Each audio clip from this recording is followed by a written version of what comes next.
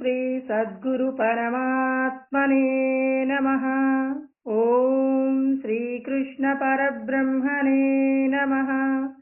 ఓం గురుర్బ్రహ్మా గురుర్విష్ణుః గురుర్దేవో మహేశ్వరః గురుః సాక్షాత్ పరబ్రహ్మ తస్మై శ్రీ గురవే నమః. ఓం శ్రీ గురుభ్యో నమః. యస్య ప్రసాదాదహమేవ సర్వం మయ్యేవ సర్వం పరికల్పితం చ ఇత్థం విజానామి సదాత్మరూపం తస్యాంగ్రి పద్మం ప్రణతోస్మి నిత్యం.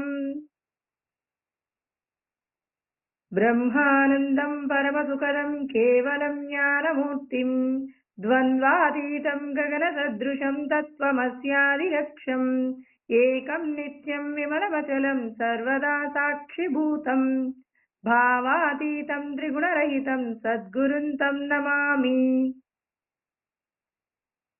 జై గురుదేవ.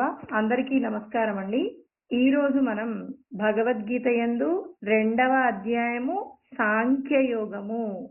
శ్రీకృష్ణ పరమాత్మ ఎవరి మనస్సైతే దేహ సంబంధమైన విషయాల పట్ల అశాంతితో ప్రవర్తిస్తుందో, అశాంతి నుంచి ఎవరైతే బయటపడాలి అనుకుంటున్నారో వాళ్ళందరికీ కూడా పరమాత్మ మనస్సును నిగ్రహించుకొని పరమశాంతిని పొందడానికి కావలసినటువంటి అనేక రకములైనటువంటి సూచనలను సలహాలను మనకందరికీ అందించడం కోసం పరమాత్మ భగవద్గీత యందు మనకు సవివరంగా వివరించడం జరిగిందండి. మన లోపట ఉన్నటువంటి అశాంతి ఏదైతే ఉందో, ఎందుకు అశాంతితో ఉన్నామంటే కంటికి కనపడే విషయాల మీద మనకున్నటువంటి మోహము, మనమెవరో మనకు తెలియనప్పుడు మనం ఏం చేస్తూ ఉంటాం, కనపడే విషయాల మీద మోహాన్ని పెంచుకుంటామండి. ఆ మోహము చేత ఈ వస్తువు నాకు లేకపోతే ఇక నేను జీవించలేను అన్నప్పుడు ఎవరినైనా మనం తిట్టడానికి ఇష్టపడతాం, ఎవరి నుండైనా బలవంతంగా తీసుకునే ప్రయత్నమైనా చేస్తాం. కానీ వేరొకరి వస్తువు నాకెందుకు అని విచారణ చేయడానికి మాత్రం మన మనసు అంగీకరించదండి. ఎందుకు అంగీకరించదండి? ఇక్కడ అందుకే కృష్ణ పరమాత్మ సాంఖ్యయోగం చెప్తున్నారు. అనాత్మ వస్తువులను లెక్కించవలసి ఉంటుంది కాబట్టి సంఖ్యను గురించి వివరిస్తున్నారు సాంఖ్య శాస్త్రమునందు. నశించిపోయే విషయాలు, వస్తువులు అంటే కంటికి కనపడుతున్నవన్నీ నశించిపోతాయని 1కి 4 సార్లు మనం గుర్తు పెట్టుకోవాలండి. ఇప్పుడు మన ఇంట్లోకి ఎవరినైనా ఒక చిన్న పాపని ఇచ్చేసి వెళ్ళారు. ఇప్పుడు వాళ్ళ పక్కింటి వాళ్ళు చెప్పారు, 1 గంట పాటు ఈ పాప యొక్క సంరక్షణ మీరు చూసుకోండి అని చెప్పేసి ఇచ్చారండి. ఇప్పుడు మనం ఏం చేస్తాం, ఆ గంట పాటు ఆ పాపని రక్షించే ప్రయత్నంగా 1కి 4 సార్లు అనుకుంటాం. నేను ఏదైనా ఏమరపాటులో ఏదైనా పని చేస్తూ మన ఇంట్లో చిన్న పాప ఉందనే విషయం మరచిపోతానేమోనని 1కి 4 సార్లు ఈ పాపను నన్ను చూసుకోమన్నారు, ఈ పాపను నన్ను చూసుకోమన్నారని మనం 1కి 4 సార్లు మనం ఆ విషయాన్ని స్మరణ చేశామనుకోండి, ఇప్పుడు మనం ఏం చేస్తాం, మన ఇంట్లో ఉన్న పాప యొక్క రక్షణ గురించి మనం ఆలోచిస్తూనే ఉంటామండి. ఎందుకు ఆలోచిస్తున్నాం? ప్రతి క్షణము కూడా మనం ఎందుకు ఆలోచిస్తున్నాం అంటే మనకు అప్పజెప్పబడినటువంటి బాధ్యత మనం పూర్తి చేయాలి. అదే విధంగా నేను ఆత్మని అని గుర్తుపెట్టుకున్నాం అనుకోండి, అప్పుడు మనం ఏం చేయవచ్చు, ఈ దేహ సంబంధమైన విషయాలన్నీ కూడా కొద్ది రోజులే మనతో ఉంటాయి. కొద్ది రోజులుండే విషయాల పట్ల మనం ఎలా ప్రవర్తించాలి, అవి మనకు సంప్రాప్తించినా అవి మనకి అంటే నద్వేష్ట కుశలం కర్మ కుశలేనాను షజ్యతే త్యాగి సత్వ సమావిష్టో మేధావి చిన్న సంశయ అని చెప్పి కృష్ణ పరమాత్మ 18వ అధ్యాయంలో 10వ శ్లోకంలో చెప్తారనమాట. అంటే నీకు ఏదైతే సంప్రాప్తించిందో నద్వేష్ట కుశలం కర్మ అంటే మనకి ఏదైనా ఒకటి ఇష్టం లేనటువంటి విషయం జరుగుతుందండి. మనకి ఇష్టం లేనటువంటి వాళ్ళు మన ఇంటికి వచ్చారండి. ఇప్పుడు ఇష్టం లేని వారు అంటున్నాం. ఇష్టం లేని వారి పట్ల మనం ప్రేమగా ఉంటామా? ఖచ్చితంగా ఉండమండి. భగవంతుడు అంటున్నారు, ప్రతి ఒక్కరిలో నేనున్నాను కదా. వచ్చినటువంటి వారు మ మనుషులు అనుకున్నారనుకోండి, వాళ్ళ మీద మనకొక మంచి, చెడు అభిప్రాయం ఉంటుంది. వచ్చినది భగవంతుడే అనే అభిప్రాయం ఉందనుకోండి, ఇప్పుడు మనం ఆ వచ్చినటువంటి వ్యక్తి గురించి ఏదైనా చెడుగా ఆలోచిస్తామా? వాళ్ళకేదైనా మనం ఇచ్చేటప్పుడు ఒక ఇష్టం లేని వాళ్ళకిస్తున్నామనే భావన ఉంటుందా? భగవంతుడే నా ఇంటికొచ్చారు. భగవంతుడికే నేను మర్యాద చేస్తున్నాను. అతిథి దేవో భవ అన్నారు. అంటే భగవంతుడే మన ఇంటికొచ్చారు అన్నప్పుడు, ఇక నీ లోపటున్నటువంటి ఏదైతే ద్వేషభావం ఉందో, ఆ ద్వేషభావం ఎందుకొచ్చిందంటే, వచ్చినటువంటి వాళ్ళు మనల్ని ఎప్పుడో కాస్త బాధ పెట్టే ప్రయత్నం చేశారు. ఆ బాధకు సంబంధించిన విషయాన్ని మనం గుర్తుపెట్టుకున్నాం కాబట్టి, మనం ఏం చేస్తున్నాం? వాళ్ళని చూడగానే మనకు కోపమొచ్చింది. భగవంతుడు అంటున్నారు, నేను అందరిలో ఉన్నాననేటటువంటి జ్ఞానము గనక మీరు మనసు యందు గుర్తుంచుకున్నారంటే మాత్రం అప్పుడు మీకు వాళ్ళ మీద కోపం ఉండకూడదు. అంటే భగవంతుడి జ్ఞానం మనం తెలుసుకుంటున్నాం. అంతటా ఆత్మయే పరివ్యాప్తమై ఉన్నది అన్నప్పుడు నీకొకరి మీద కోపం ఇప్పుడు లేదండి. నద్వేష్ట్య కుశలం కర్మ కుశలేనానుషజ్యతే. ఇక్కడ మనం చేసే తప్పులండి. నిత్య జీవితంలో మనం చేసే తప్పులేంటంటే, మనకిష్టమైనటువంటి వస్తువు మన ఇంటికి చేరుకున్నదనుకోండి, అప్పుడు మనం ఏం చేస్తాం? చాలా ఆసక్తితో ఉంటాం. ఇష్టమైన వాళ్ళు ఇంటికొచ్చారు. వాళ్ళకొక 20 రకాల వంటలు వాళ్ళకి చేసి పెట్టినా, ఏమాత్రం అలసిపోకుండా వాళ్ళు ఇంకా 4 రోజులు మనతో కలిసి ఉంటే బాగుండు అని ప్రతి క్షణం మనం ఏం చేస్తుంటాం? ఎక్కువ ఆసక్తి పొందుతున్నాం. పరమాత్మ ఇదే వద్దంటున్నారు. నీకిష్టం లేని వాళ్ళొచ్చినా భగవంతుడిలాగే చూడు. నీకిష్టమైనటువంటి వాళ్ళు వచ్చినా భగవంతుడిలాగే చూడు. అంటే అందరి పట్ల సమత్వ భావము ఉండాలి. అందుకోసమే పరమాత్మ వెంటనే అంటున్నారు, త్యాగ బుద్ధితో ఉండు. నహి దేహభృతా శక్యం త్యక్తుం కర్మాణ్యశేషతః యస్తు కర్మఫలత్యాగి సత్యాగీత్యభిధీయతే అని వెంటనే తర్వాత శ్లోకంలో మనకి ఇంకా బాగా అర్థం కావడం కోసం పరమాత్మ చెప్తున్నారనమాట. ఏమంటున్నారంటే, మీరు అన్నింటినీ విడిచిపెట్టలేరు కర్మలను. నేను ఈ పని చేయనండి, నాకు ఇష్టం లేని వాళ్ళొచ్చారు, నేను వాళ్ళకి కావాల్సినవన్నీ ఏర్పాట్లు చేయలేను అంటే, మీరు కర్మను విడిచిపెట్టలేరు. ఎందుకంటే పూర్వజన్మలో వాళ్ళకి మీరు రుణపడి ఉన్నారు. వాళ్ళకి మీరు ఈరోజు అతిథి మర్యాదలు చెయ్యవలసినటువంటి బాధ్యత మీ మీద ఎందుకు పడిందంటే, రుణానుబంధ రూపేణ పశుపత్ని సుతాలయ. రుణానుబంధం ఉంది కాబట్టి మన ఇంటికి వాళ్ళొచ్చారు. వాళ్ళు ఒక రోజున మనల్ని నింద చేసి ఉన్నప్పటికీ, వాళ్ళు మన ఇంటి వరకు వచ్చారంటే, భగవంతుడు రుణానుబంధాన్ని తీర్చే ప్రయత్నంగా ఎవరింటి దగ్గరికైనా పంపిస్తారు. మనం గూడా చూడండి, ఒకరంటే మనకిష్టం లేదు. అయినా కొన్ని సందర్భాలలో ఏదో ఒక సందర్భంలో ఎవరితోనో ఒకరితో కలిసి మనకిష్టం లేని వాళ్ళ ఇంటికి గూడా మనం వెళ్తాం. "నీకిష్టమే లేదు కదా! నువ్వెందుకెళ్ళావంటే" తప్పని పరిస్థితిలో వెళ్ళాల్సొచ్చిందని మన నిత్య జీవితంలో ఈ సంఘటన జరుగుతుంది కదండీ! అదే విధంగా మనకిష్టం లేని వాళ్ళు కూడా మన ఇంటికొస్తారు. అందుకే మీరు ఏ కర్మను విడిచిపెట్టడానికి వీల్లేదు. చూడండి, ఇష్టం లేదు అంటూనే వెళ్తున్నాం. ఇష్టం లేని వాళ్ళకు వడ్డన చేయాల్సి వస్తుంది. ఇన్నింటి యందు కూడా ఎలా ఉండాలి? కర్మ యొక్క ఫలితాలు విడిచిపెట్టండి కానీ, అయ్యో! నేను ఈ కర్మ చెయ్యనండి, వీళ్ళకు వడ్డించనండి. లేదు. మీకు బాగా ఇష్టమైన వాళ్ళు, మీరు బాగా గౌరవించేవాళ్ళు, వాళ్ళన్నారు, "పలానా వాళ్ళ ఇంటి వరకు వెళ్ళొద్దాం రండి" అన్నారు. ఇప్పుడు రానంటే బావుంటుందా? వెళ్ళాలి. అంటే బలవంతంగా కర్మ వైపు ఏడవబడుతున్నావా లేదా? మీ ఇంటికొచ్చిన వారికి మర్యాద చేయకుండా పంపిస్తే, భగవంతుడికే మర్యాద చేయడం మానేసావు. అంటే నువ్వొక మనిషిలా చూస్తేనేమో, నీకిక్కడ కోపము, ద్వేషము, రాగము, ప్రేమ అన్నీ ఉన్నాయండి. భగవంతుడిగా చూసామనుకోండి, ఎవరి పట్ల రాగము లేదు, ఎవరి పట్ల ద్వేషం లేదు. భగవంతుడంటున్నారు రెండూ ప్రమాదకరమే. ఒకరంటే ఇష్టం లేదు అని చెప్పేసి, ఇష్టం లేని వారి పట్ల వ్యతిరేకత భావము, ఇష్టమున్న వారి పట్ల ఎక్కువ మక్కువ 2 కూడా మిమ్మల్ని ప్రమాదంలో పడవేస్తాయి కాబట్టి, రెండింటి యందు కూడా మీరెలా ఉండాలి? స్థితప్రజ్ఞుడిలాగా ఉండాలి. దేని యందు ఆసక్తి లేకుండా ఉండాలి. త్యాగ బుద్ధితో కర్మ చేయాలి. సత్వగుణ సంపన్నుడుగా ఉండండి. అందరిలో భగవంతుడిని చూడండి. మేధావి అంటే జ్ఞానముతో కూడినటువంటి సంపన్నుడిలాగా ఉండే ప్రయత్నం చెయ్యి. నీకు జ్ఞానం ఉంది అనటానికి గుర్తు నువ్వు మేధావి అంటే ఎన్ని శాస్త్రాలు వచ్చాయా అనేది కాదండి. ఒకరు మన ఇంటికి వచ్చినప్పుడు వాళ్ళను మనం ఆదరించిన తీరులో భగవంతుడినే చూసామనుకోండి, అప్పుడు నువ్వు మేధావి. చిన్న సంశయః, ఏ సందేహము లేదండి. వచ్చిన వ్యక్తి దుర్మార్గుడు, లేకపోతే మంచివాడు ఇలాంటివేమీ లేవు. వచ్చింది భగవంతుడే. ప్రతి ప్రాణిలో భగవంతుడినే చూస్తున్నాం కాబట్టి, ఇక నీకు భగవంతుడి పట్ల ఏమాత్రము సందేహం లేదు కాబట్టి, ఇటువంటి వారు మాత్రమే పరమాత్మను చేరుకోవడానికి కావలసిన అర్హతను పొందుతారు. అంటే ఆ అర్హతను మనం పోగొట్టుకుంటున్నాము. ఎందుకు అంటే, అనాత్మ వస్తువుల పట్ల ఆకర్షణ, వికర్షణ 2 కలిగి ఉంటున్నామండి. అంటే మనకు దేని పట్ల ఇష్టమో, దేని పట్ల అయిష్టమో 2 కూడా మనల్ని ఏం చేస్తున్నాయి? మరొక జన్మను పొందడానికి కర్మబంధం తయారవుతుందండి. అంటే ఇక్కడ మనం కర్మబంధములో పడకుండా ఉండాలంటే నువ్వు చెయ్యవలసిన పని ఏమిటి? అంటే నీ మనస్సును నువ్వు నిగ్రహించాలి. ఇప్పుడు మనస్సంటే ఏంటండి అసలు? నిన్న మనం చెప్పుకున్నామండి. ఏమన్నారు? వశిష్ఠుడు శ్రీరామచంద్రుడికి 4 విషయాలు చెప్పారనమాట. ఏమన్నారు?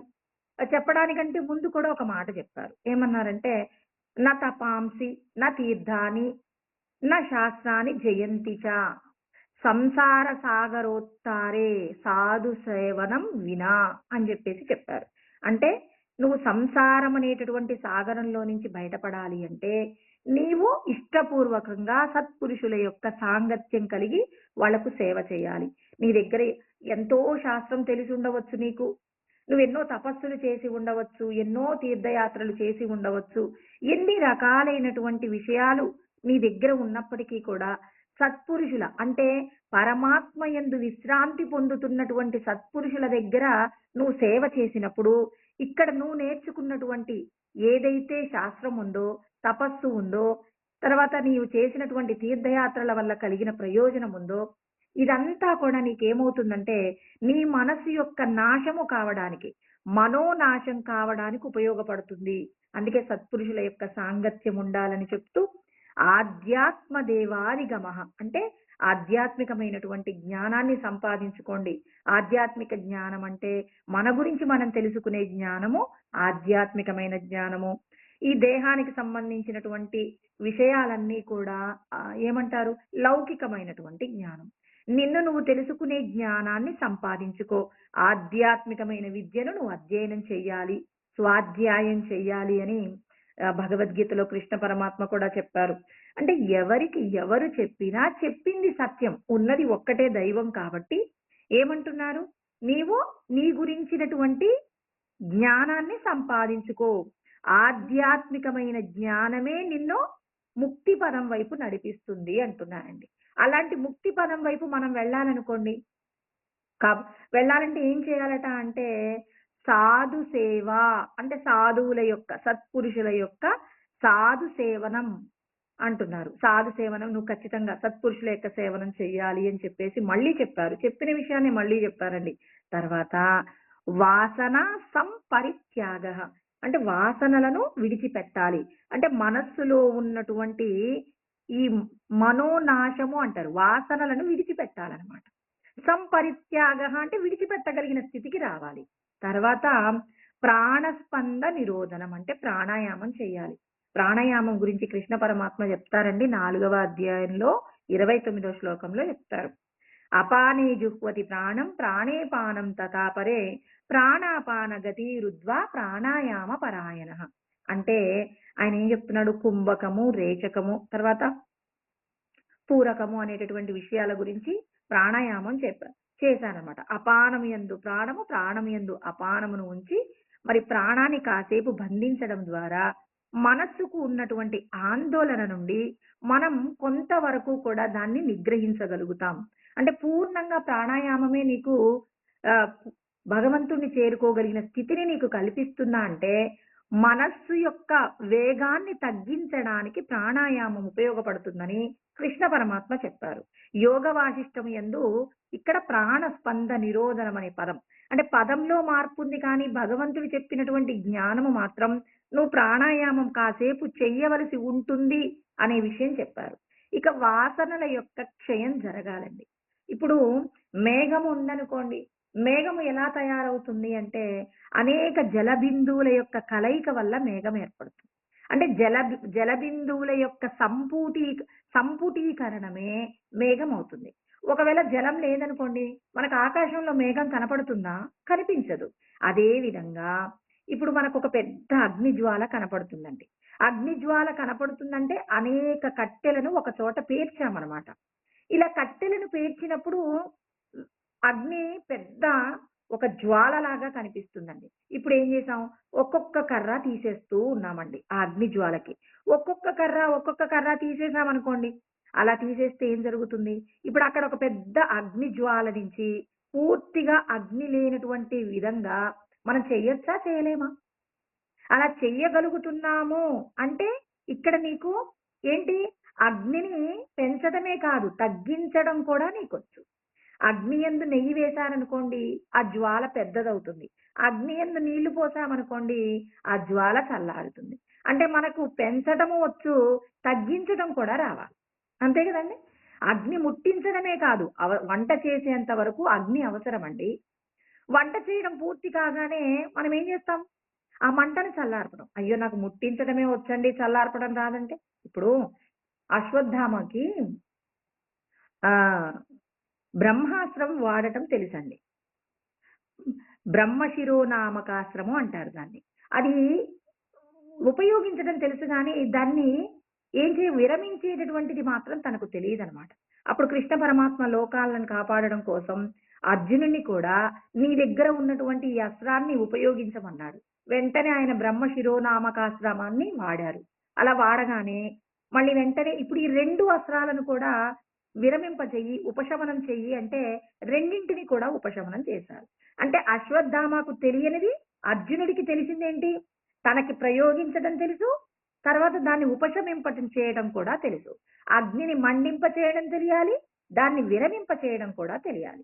ఎందుకు ఈ మాట చెప్తున్నామంటే, అసలు నీ మనస్సంటే ఏంటో నీకొక జ్ఞానం ఉండాలి. నా మనసు నా మాట వినట్లేదండి. నా మనసులో ఆందోళనలున్నాయండి. నేను ప్రతి చిన్న విషయానికి కూడా కదిలిపోతుంటానండి. దుఃఖపడిపోతుంటానండి. నాకిష్టమైన వస్తువు నా దగ్గరికొస్తే చాలా ఉత్సాహాన్ని పొందుతానండి. పొంగిపోతానండి అనంటే మరి అంటే నువ్వు దుఃఖమునందేమో దుఃఖమునందేమో కృంగిపోతున్నారు. సుఖమునందేమో బాగా పొంగుతున్నారు. సంతోషం తట్టుకోలేకపోయినప్పుడు వాళ్ళేం చేస్తున్నారో తెలీదు. ఇవి 2 ప్రమాదకరమే. కృష్ణ పరమాత్మ స్థితప్రజ్ఞుడి లక్షణాలలో చెప్తారనమాట. మహాత్మా గాంధీకి ఏ సమస్య వచ్చినా తన మనసుకు కష్టం అనిపిస్తే స్థితప్రజ్ఞుడి యొక్క లక్షణాలని చెప్పి 17 శ్లోకాలలో కృష్ణ పరమాత్మ చెప్పారనమాట. 2వ అధ్యాయంలోనే.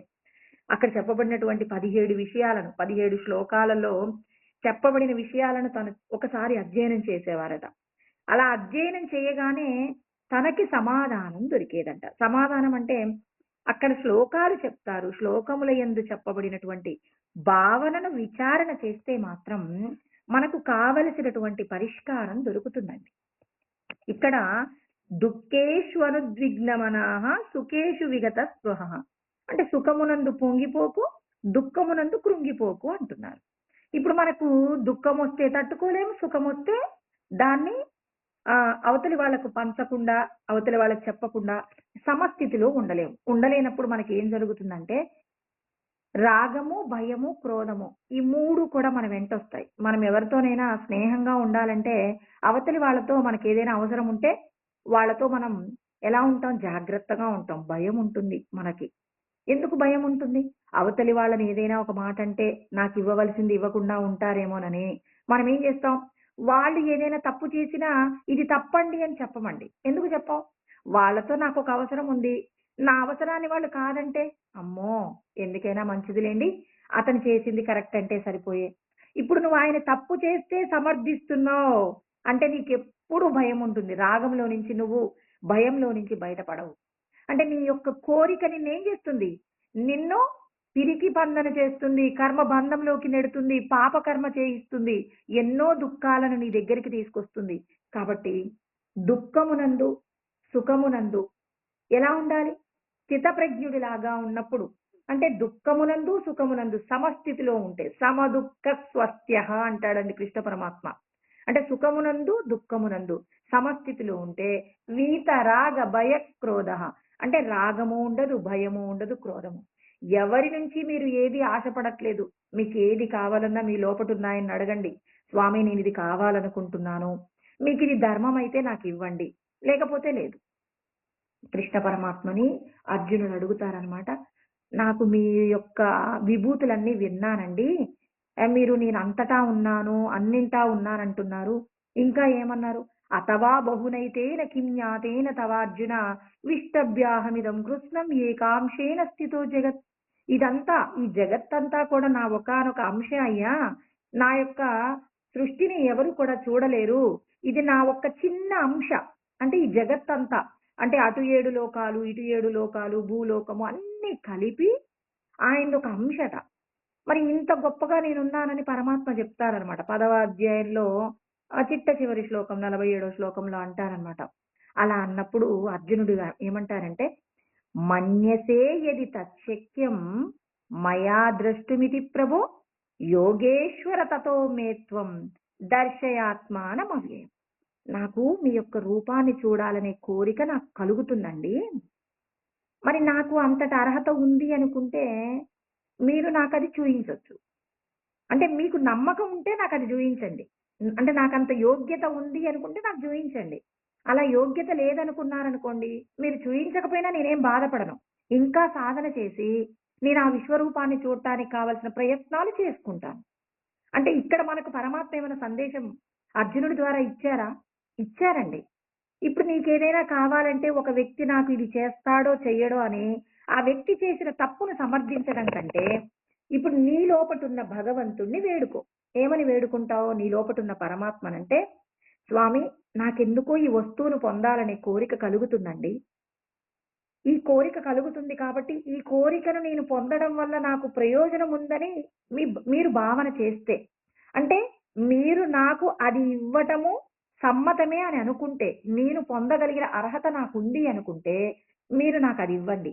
దాని పట్ల నాకెందుకో ఎక్కువగా మక్కువగా ఉంది. దాన్ని పొందాలనుకుంటున్నాను. నాకు అర్హత ఉంటే ఇవ్వండి. ఇప్పుడు అని ఒకసారి మీ లోపల ప్రార్థన చేసి, ఇప్పుడు ఒక వస్తువుని పొందడంలో మీరు మీ ప్రయత్నం చేయండి. ఒకవేళ ఆ ప్రయత్నంలో మనకు ఆ వస్తువు దొరకలేదనుకోండి, ఓహ్! భగవంతుడు వద్దంటున్నారు ఈ పనిని అని నీకు ఏమిటి ఎక్కువగా నువ్వు దాని యందు ప్రీతిని కలిగి లేవు. కోరిక కలిగింది కానీ, ఆ కోరికని భగవంతుడి దగ్గర విన్నవించుకున్నావు. నేను దానిని అనుభవించడం మీకు సమ్మతమే అయితే. నాకంత అర్హత ఉందని మీరు సమ్మతిస్తే నాకివ్వండని కోరుకున్నాం. ఇప్పుడు ఇచ్చారనుకోండి, ఈశ్వరుడి యొక్క అనుగ్రహం నా మీదుందని అనుభవించండి. ఇవ్వలేదనుకోండి, ఈశ్వరుడు నేను దీనిని పొందడానికి కావలసిన అర్హతను పొందిలేనని భావన చేశాడు కాబట్టి, ఆ వ్యక్తి ద్వారా నాకు ఆ వస్తువు ఇవ్వకుండా చేశారని ఎవరిని చూసినా భగవంతుడినే చూస్తున్నామనుకోండి. అంటే మనం ఏది కావాలనుకున్నా భగవంతుడిని వేడుకుంటే చాలు. భగవంతుడు మనకు ఇచ్చారు, ఇవ్వలేదనేది ఎలా తెలుస్తుంది? మనం ఏదైనా ఒక సృష్టిలో కనపడుతున్న విషయాలలో, వస్తువులలో మనం ఏదైనా కావాలనుకున్నప్పుడు దొరికితే ఈశ్వరుడి అనుగ్రహం ఉందని ఆయనకు కృతజ్ఞత చెప్పండి. ఏదైనా మనకు దొరకలేదనుకోండి, ఏదో నా లోపట లోపం ఉంది. ఆ వస్తువు నాకు దొరికితే నేనేదైనా ప్రమాదంలో పడతానేమో, నా మంచి చెడు భగవంతుడికి తెలుసు కదా! ఆయనే చూసుకుంటాడని ఇప్పుడు మనం ఆయన పట్ల గనక మనం పూర్ణమైన విశ్వాసం ఉందనుకోండి, అప్పుడు మనకేమవుతుందండి? ఇక నీకెవరి మీద కోపం లేదు. ఈ వస్తువును ఫలానా వ్యక్తి నాకు రాకుండా చేశారని, ఆ వ్యక్తి మీద నాకు కోపం లేదండి. ఈ వస్తువును ఫలానా వ్యక్తి ఇచ్చాడని, అతని మీద మమకారం లేదండి. అన్నింటిని ఎవరిచ్చారు నాకు? భగవంతుడే ఇచ్చారు. భగవంతుడే ఇచ్చారంటున్నప్పుడు, ఇక భగవంతుడి మీద నీకు మమకారం.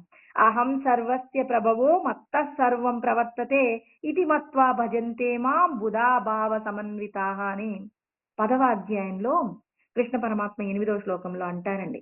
అహం సర్వస్య ప్రభవో, అంటే సమస్తము మీ నుంచే సృష్టి చేయబడింది. మత్త సర్వం ప్రవర్తతే, ఇదంతా నీ వలనే నడపబడుతుంది అని చెప్పి, ఇది మత్వ అంటే నువ్వు తలంచి ఇది ఒప్పుకుంటే, పరమాత్మ వలనే ఇది మనకి జరుగుతుంది అని నువ్వు ఒప్పుకున్నట్లయితే, నువ్వు ఒప్పుకున్నటువంటిది ఏమవుతుంది? ఇప్పుడు నువ్వు ఏది చేసినా పరిపూర్ణమైనటువంటి విశ్వాసము చేత భగవంతుడే నాకు ఇది కల్పించారన్నప్పుడు ఇప్పుడేమవుతుందండి? ఇక నీకు ఏ వస్తువు నీకు దొరికినా ఇక దాని పట్ల పూర్ణంగా దాని పట్ల అనురక్తుడవు కాకుండా ఉంటావు. ఇక నీకు దొరకనప్పుడు నువ్వు దుఃఖాక్రాంతము కాకుండా ఉంటావు. అంటే భగవంతుడు చూడండి ఎన్ని సలహాలిస్తున్నారు. అంటే ఇక్కడ నీ యొక్క మనస్సు దేని చేత తయారు చేయబడిందో, దానికి సంబంధించినటువంటి విషయాలను నువ్వు తెలుసుకోవలసి ఉంటుంది. మనస్సు ఎలా తయారవుతుంది?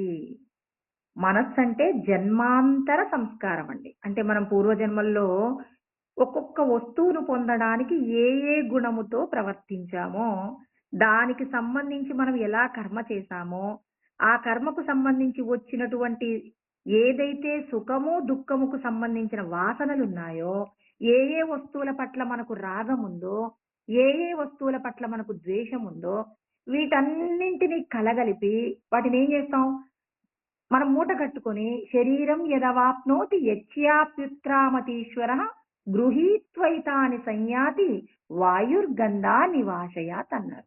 అంటే వాయువు ఎలా అయితే సుగంధాన్ని, దుర్గంధాన్ని వెంటబెట్టుకొని వెళ్ళిపోతుందో, అదే విధంగా ఏమవుతుంది అనంటే, మనం కూడా పూర్వజన్మల్లో ఏ ఏ వస్తువుల మీద ప్రేమ పెంచుకున్నాం, ఏ ఏ వస్తువుల మీద ద్వేషాన్ని పెంచుకున్నాం, ఒక్కొక్క దాని పట్ల మనకున్నటువంటి ఆ మమకారము, అహంకారము అన్నింటిని మనం ఏం చేశామంటే పోగు చేసుకున్నామండి. ఆ పోగు చేసుకున్నవన్నీ కూడా ఈ శరీరం విడిచిపెట్టేటప్పుడు ఏం చేశాం? ఉత్క్రామతి విడిచి వెళ్ళిపోయేటప్పుడు మనం వెంట పెట్టుకొని పోతున్నాం. ఇదంతా మళ్ళీ మనం ఇంకో శరీరాన్ని పొందగానే, ఈ శరీరం పొందగానే మన మనసులో ఇవన్నీ అందులో ఉన్నాయండి. జన్మాంతర సంస్కారాలంటే అవే. మనం ఈ ఇల్లు మనం ఒక ఊర్లో కిరాయికి ఉన్నామనర కిరాయికి ఇంట్లో ఒక ఇల్లు కిరాయికి తీసుకున్నాం. ఇప్పుడు ఆ ఇంట్లో మనం ఉన్నాం. ఇప్పుడు ఆ ఇల్లు ఖాళీ చేశామండి. వేరొక ఇంటికి వెళ్ళిపోయాం. ఈ ఇంట్లో ఉన్న వస్తువులన్నీ విడిచిపెట్టి వెళ్ళిపోతామా? లేకపోతే అందులో ఉన్న వస్తువులు మనం తీసుకెళ్తామా? తీసుకెళ్తాం గదా! అలాగే పూర్వజన్మల్లో మనం ఏ శరీరాన్ని పొందామో, ఆ శరీరానికి సంబంధించిన విషయ వాసనలన్నీ మూటగట్టుకొని, ఈ శరీరంలో కొత్త శరీరం తీసుకున్నాం గదండీ! నిన్న కృష్ణ పరమాత్మ చెప్పిన విషయాన్ని చెప్పుకున్నాం. ఏమన్నారు? వాసాంసి జీర్ణాని యథా విహాయ నవాని గృహ్ణాతి నరోపరాణి తథా శరీరాని విహాయ జీర్ణాని అన్యాని సంయాతి నవాని దేహి అన్నారు. అంటే ఒక శరీరాన్ని విడిచిపెట్టి ఇంకో శరీరాన్ని పొందుతాం. అంటే పాత వస్త్రమును, చిరిగిన వస్త్రమును విడిచిపెట్టి నూతన వస్త్రమును ఎలా ధరిస్తామో, అదే విధంగా ఇక్కడ శరీరాలు విడిచిపెట్టి ఇంకో శరీరం పొందుతున్నాం గదండీ! అంటే పాత జీర్ణమైన శరీరాన్ని విడిచిపెట్టాం. ఇప్పుడు కొత్త శరీరంలోకొచ్చాం. ఇందులో మన మనసులో ఏమున్నాయి? జన్మాంతర సంస్కారాలున్నాయి. అగ్ని ర అగ్ని రగిల్చటానికి ఎలా అయితే కట్టెలన్నీ పోగు చేశామో, మనసు తయారవ్వడానికి కూడా జన్మాంతర సంస్కారాలు మనం పుట్టుకతోనే పొందామండి. ఇక తర్వాత ఇంకా కొన్నున్నాయండి. చిన్నప్పటి నుంచి మన తల్లిదండ్రులు మనకు నేర్పిస్తారు గదా! అభ్యాసము. మామయ్య మన బంధువులందరినీ పరిచయం జేస్తారు. మనకు కొన్ని రకాల వస్తువులను పరిచయం జేస్తారు. మన ఊరు, మన వాడ, మన చుట్టూ ఉన్న పరిసరాలు, మన బంధువులు అన్నింటిని మనం ఏం జేస్తున్నాం? అభ్యాసం జేస్తామండి. ఇప్పుడు చూడండి, ఇద్దరు కవల పిల్లలుగా పుట్టినటువంటి పిల్లల్ని, ఒక పిల్లవాడినేమో మంచి సంస్కారాలలో పెంచి, ఒక పిల్లవాడినేమో కాస్త సంస్కారాలు లేని కుటుంబంలో పెంచామనుకోండి. పుట్టుకతో ఇద్దరు కూడా కవల పిల్లలండి. మరి ఆ కవల పిల్లలు ఇద్దరు ఒకేలాగా ఉంటారంటే, ఉత్తమ సంస్కారాలతో ఉన్నవాళ్ళేమో గొప్పగా ప్రవర్తిస్తారు. కాస్త ఉత్తమ సంస్కారాలు లేని పిల్లలేమో అల్లరి చిల్లరగా ప్రవర్తిస్తారు. అదే విధంగా మనం పుట్టినటువంటి తల్లిదండ్రులు మనం ఏ ఏ కుటుంబంలో పుట్టామో, ఆ కుటుంబానికి సంబంధించిన తల్లిదండ్రులు, ఆ పరిసరాలకు సంబంధించిన విషయాలన్నీ అభ్యాసం చేశాం. అంటే అభ్యాసం ఉంది కదండీ! దీన్నే అభ్యాసములంటారు. ఏదైతే నేర్చుకున్నామో మంచి చెడుకు సంబంధించి తల్లిదండ్రులు ఎప్పుడు గొడవ పడుతున్నారనుకోండి, ఆ పిల్లలకు కూడా గొడవ పడే అలవాటుంటుంది. తల్లిదండ్రులు ఉత్తమ సంస్కారాలతో ఎప్పుడు అతిథి మర్యాదలు చేస్తూ, వేరొకరి గురించి నిందలు చేయకుండా, ఎప్పుడు సత్ప్రవర్తన కలిగిన తల్లిదండ్రులున్నారనుకోండి, ఆ పిల్లలకు కూడా మంచి ప్రవర్తన అలవడుతుంది. ఇలా ఇదంతా అభ్యాసం ఉంటుందనమాట. ఇక సంకల్పములు. నాకీ వస్తువు పొందితే బావుండు. అంటే పూర్వజన్మల్లో మనం ఒక వస్తువు పట్ల మనం మామిడికాయ పప్పంటే నాకిష్టం అనుకోండి పూర్వజన్మలో. ఈ జన్మలో మామిడికాయ పప్పు చూడగానే నేనేం చేస్తుంటాను? నాకీ మామిడికాయ పప్పంటే ఇష్టమంట. అంటే నేనేం చేస్తున్నాను? సంకల్పం చేస్తున్నాం. ఎన్నున్నాయో చూసారా మన మనస్సులో? ఏమున్నాయి? జన్మాంతర సంస్కారాలున్నాయి. పరిసరాల ప్రభావంతో పుట్టినటువంటి నేపథ్యం అంతా అభ్యాసంగా ఉంది. తర్వాత ఇక సంకల్పాలు చేస్తున్నాం. ఇవన్నీ కలిపితే మన మనస్సు అన్నమాట. ఇప్పుడు ఈ మనస్సు గురించి మనం ఏం చేస్తున్నాం? అధ్యయనం చేస్తున్నాం. కృష్ణ పరమాత్మ మనకు కలిగినటువంటి శోకం నుంచే కదండీ! మనస్సుకు కలిగిన శోకం నుంచే కదా! మనల్ని బయట పడవేసే ప్రయత్నం చేస్తున్నారు. ఆ ప్రయత్నానికి మనం ఏం చేయాలట? అనుక్షణము కూడా మనం ఏం చేయాలి? మన మనస్సు గురించినటువంటి పరిశీలన ఉండాలి. ఇప్పుడు నాకేదైనా ఒక కోరిక కలిగింది. ఎందుకు ఈ వస్తువు అంటే నాకిష్టం? ఒకసారి విచారణ చెయ్యాలండి. అలా విచారణ చేసినప్పుడు ఏమవుతుంది? ఆ! నేను ఈ వస్తువును పొందడం వల్ల ఎవరికి ప్రయోజనం? నా ఒక్కదానికే ప్రయోజనమా? మా కుటుంబానికి కూడా ప్రయోజనమా? లేకపోతే నా చుట్టూ ఉన్న వాళ్ళకి, అంటే మా ఇంటి చుట్టూ ఉన్న వాళ్ళకి, లేకపోతే సమాజానికి నేను తెలుసుకున్నది 10 మందికి ఏమైనా ప్రయోజనమా అని, అంటే నాకు కలిగిన ఒక కోరిక ఎవరికి ప్రయోజనమో విచారణ చేయాలి. ఇలా ఎప్పుడు విచారణ చేయగలుగుతాం? ఎప్పుడు విచారణ చేయగలుగుతామంటే, ఈ 3 గుణాల గురించి చెప్పిన తర్వాత చెప్తానండి. ఇప్పుడు నాకు తమో గుణం ఉందనుకోండి. ఇప్పుడు నాకొక కోరిక కలిగిందండి. ఒక మామిడి పండు ఉందండి. ఇప్పుడు మామిడి పండు ఒక వ్యక్తట ఒక మామిడి పండు తినాలనుకున్నాడంటండి. తినాలి అనుకున్నప్పుడు ఎప్పటినుంచో ఆశపడుతున్నాడు. కానీ కడు పేదవాడండి. ఆ పేదవాడు ఏం చేశాడు? ఆ మామిడి పండు తినాలనుకున్నాడు. కానీ ఎప్పుడు కూడా అతనికి ఒక పండు దొరకలేదు. ఎప్పుడు కూడా ఒక వ్యక్తి వాళ్ళ తోటలో ఉన్న పండ్లని ఆ తోటలో ఒక చెట్టు కింద కూర్చొని తింటూ ఉంటాడట. ఈ వ్యక్తి ఎప్పుడు ఆ వ్యక్తిని చూస్తూ ఉంటాడట. అలా చూస్తుంటే ఒకరోజు ఆయనకి జాలనిపిచ్చింది. పాపం రోజు ఈ మామిడి తోట వైపే చూస్తున్నాడు. వీడికొక మంచి మామిడి పండు ఇద్దామని జెప్పేసి ఆ మామిడి పండుని తీసుకొచ్చి చేతిలో పెట్టాడట. ఇప్పుడు ఆ మామిడి పండు చూడగానే అతనికి తినాలనే కోరిక కలిగింది. ఇప్పుడు ఆలోచించాడు. అయ్యో! నా భార్య, పిల్లలకు కూడా మామిడి పండంటే ఇష్టం. వీళ్ళకిద్దామా? ఇది రజోగుణం కలిగింది కాబట్టి వెంటనే ఆలోచన చేశాడు. అయ్యో! నా భార్య, బిడ్డలకి ఈ పండిస్తే అప్పుడు ఆలోచించాడు. ఈ పండును ముక్కలు చేస్తే మా ఇంట్లో ముగ్గురు పిల్లలు, భార్య, అమ్మ, నాన్న అందరూ ఉన్నారు. వీళ్ళందరికీ ఇస్తే తలా ఒక ముక్క. ఇప్పుడు నాకెంతొస్తుంది? ఒక్క ముక్క. ఒక్క ముక్క తింటే ఎవరికీ తృప్తి కలగదు. అందరికీ ఆ పండు మీద కోరిక చావదు. అందుకని ఏం జేస్తాను, ఈ ఈ రోజుకి నేనేం జేస్తానంటే, ఈ పండు నేనే తింటాను అనుకున్నాడట. చూడండి, తమో గుణముంది అనటానికి ఆ పండు నేనే తింటాననుకున్నాడండి. ఆ పండు నేనే తింటాననుకుని, ఇప్పుడు ఆ పండు తినొచ్చు గదా మరి! ఇప్పుడు దొరికిందండి. సరే, భార్య బిడ్డలకు వద్దనుకున్నాడు. తానే తిందామనుకున్నాడు. తినేయొచ్చు గదా! తింటాడు కానీ ఇక్కడ ఇంకొకటుందండి. ఏమనుకున్నాడంటే, నేనీ పండు తింటున్నాననే విషయం అందరికీ చూయించాలనుకున్నాడు. అందరికీ చూయించాలనుకొని ఒక ఎత్తైనటువంటి ఒక చెట్టు మీద కూర్చొని, ఇక్కడ ఆ చేతిలో ఆ పండు పట్టుకొని కూర్చున్నాడట. అలా కూర్చోగానే అటుగా వెళ్ళే వాళ్ళందరూ చూసారు. అబ్బో! వీడికి పండు తినటానికి దొరికిందే. ఎంత మంచి పండు. ఎక్కడిది వీడికి? అంటే అందరూ నేనింత గొప్ప పండు తింటున్నానని అనుకోవాలని అతనేం చేశాడు? ఒక ఎత్తైన చెట్టు మీద కూర్చొని ఆ పండు చేతిలో పట్టుకున్నాడు. ఇప్పుడు ఆ పండుని చూడగానే అందరూ కూడా అనుకుంటున్నారు. అబ్బా! వీడెంత మంచి పండు తింటున్నాడు అని అనుకుంటున్నారు. వీడికి కావాల్సిందేంటి?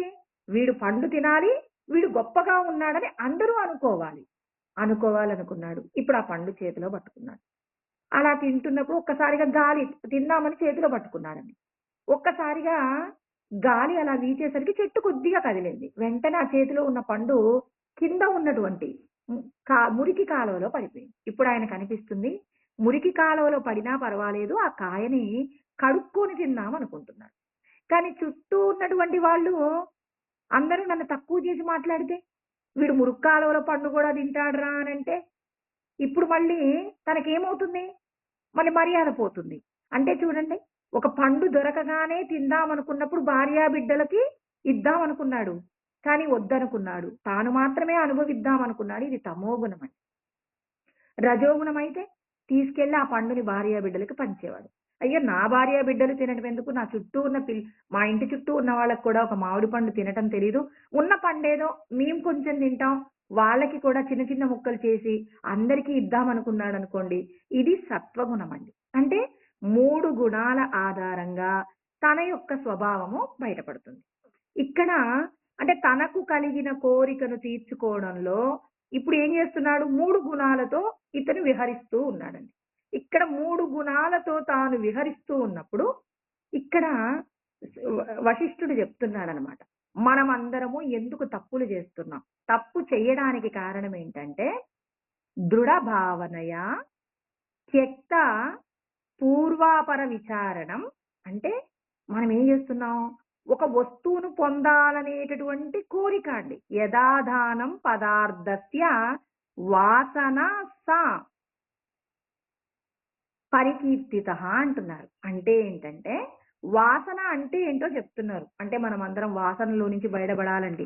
అంటే మనసుకు సంబంధించి వాసనలున్నాయి గదండీ! ఈ వాసనల యొక్క క్షయం జరగాలి. వాసనల యొక్క క్షయం అంటే ఏమని చెప్పుకున్నాం మనం? జన్మాంతరమైనటువంటి సంస్కారాలు, అభ్యాసములు, సంకల్పాలు.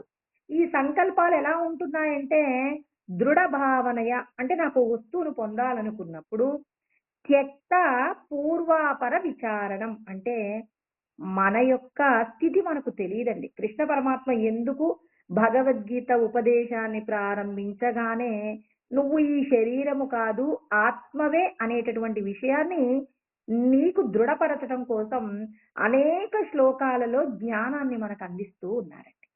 నువ్వు శరీరము కాదు ఆత్మవి, ఆత్మవి అనేటటువంటి జ్ఞానాన్ని కృష్ణ పరమాత్మ మనకు అందిస్తున్నారు. ఇక్కడ వశిష్ఠుడేమంటున్నారు? మీరు ఆత్మ అనేటటువంటి జ్ఞానాన్ని కోల్పోయి, అంటే మీ యొక్క స్మృతిని మరచిపోయారు కాబట్టి, మీరేం చేస్తూ ఉన్నారు? దృఢ భావనయ ఒక వస్తువుని నేను పొందాలి. ఇప్పుడు నాకీ వస్తువు కావాలి. ఇందాక మామిడి పండు గురించి మాట్లాడుకున్నాం గదండీ ఆ వ్యక్తి. ఆయన ఆ పండు తినాలనుకున్నప్పుడు దృఢ భావనయ. దృఢమైనటువంటి భావన ఏంటి? పండు తినాలనే కోరిక ఉందండి. అతను సంకల్పం చేశాడండి. ఆ సంకల్పంలో ఏది విడిచిపెట్టాడు? త్యక్త పూర్వాపర విచారణం. నేను ఆత్మని అనుకున్నటువంటి ఆత్మ స్వరూపంలో ఉన్నటువంటి రమణ మహర్షి, రామకృష్ణ పరమహంస, ఇంకా పెద్దలైనటువంటి వాళ్ళు అనేకులుంటారు. వీళ్ళెలా ఆలోచిస్తారు? వాళ్ళ చేతికి ఒక పండు దొరికితే? ఆ పండు దొరికితే ఏం చేస్తారంటే, తెచ్చి ఇచ్చినటువంటి వ్యక్తి యొక్క సంతృప్తి కోసం ఒక చిన్న ముక్క ఆయన తీసుకొని, మిగిలిన పండంతా కూడా అక్కడ ఎవరెవరు ఉన్నారో వాళ్ళందరికీ ఆ పండు ఇచ్చేస్తారు. ఎందుకంటే, నేను ఆత్మని అన్నప్పుడు అంటే నేను స్వస్వరూపం నా యొక్క స్వస్వరూపం ఆత్మ అనుకున్నప్పుడు, తాను ఈ సృష్టిలో ఉన్న ప్రకృతిలో ఉన్న ఒక వస్తువును అనుభవించినప్పుడు, తాను కొంత అనుభవించి తన చుట్టూ ఉన్నవారు కూడా అనుభవించాలని త్యాగము చేయగలిగిన స్థితిలో ఆయన ఉంటాడనమాట. మనం ఏం విడిచిపెడతాం? త్యక్త పూర్వాపర విచారణం. అంటే దీన్ని ఎవరికైనా ఇవ్వాలి అంటే దాని మీద అప్పటికప్పుడు తాను పొందే ఆనందం కోసం ఆ వ్యక్తి ఏం చేశాడు? భార్యాబిడ్డల యొక్క వాళ్ళ యొక్క సుఖాన్ని వదిలిపెట్టాడు. ఇంకా భార్యాబిడ్డల యొక్క సుఖం గురించి ఆలోచించని వాడు సమాజంలో గురించి ఆలోచిస్తాడా? కేవలం తన గురించి తానే ఆలోచించాడు. కానీ తన గురించి తాను ఆలోచిస్తూ అందరి ముందు గొప్పగా ఉండాలనుకున్నాడు.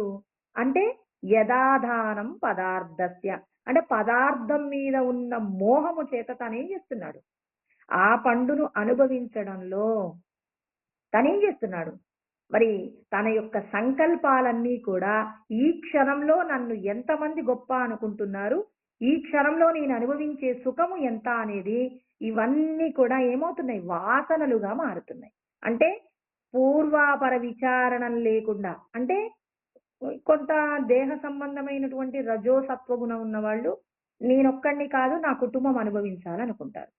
ఈ సత్వగుణం ఎక్కువగా ఉన్నవాళ్ళు ఏం చేస్తారు? నా కుటుంబం తిన్నా పర్వాలేదు, తినకపోయినా పర్వాలేదు. దీనిని వేరొకరు 10 మంది ఆకలితో ఉన్న వారికి ఇప్పుడు నా కడుపు నిండింది. నాకెవరో ఒక పండిచ్చారండి. నా కడుపు నిండుగా ఉంది. ఇప్పుడు నేనేమనుకుంటాను? అయ్యో! ఇప్పుడు నా దగ్గర పండుంది. ఈ పండుని అప్పటికప్పుడు ఆకలితో ఉన్న వారికిస్తే వాళ్ళ యొక్క ఆకలి తీరుతుంది. వాళ్ళలో ఉన్న భగవంతుడు మరి వైశ్వానరుడుగా ఉన్నదెవరు? పరమాత్మయే ఉన్నారు కాబట్టి వాళ్ళ ఆకలిని తీర్చడం ముఖ్యం. అయ్యో! నాకు మామిడి పండు దొరికిందండి. మామిడి పండు ఇస్తామా వాళ్ళ ఆకలి తీరడానికని ఆలోచించరండి జ్ఞానులు. జ్ఞానులు అంటున్నారంటే ఏమంటారు? ఆరూఢ స్థితి అండి. ఆరూఢ స్థితి అంటే జీవన్ముక్తులైనటువంటి వాళ్ళు. ఈ దేహము నేను కాదని ఆత్మస్థితిలో నిలబడగలిగిన వ్యక్తులు ఎంతగా త్యాగం చేస్తారంటే, తన దగ్గర ఉన్న వస్తువును ఎవరికి ఇవ్వడానికైనా సిద్ధంగా ఉంటారనటానికి ఒక చిన్న ఉపమానం ఏంటంటే, శ్రీశైలంలో శంకరాచార్యుల వారు తపస్సు చేసుకుంటూ ఉన్నారట.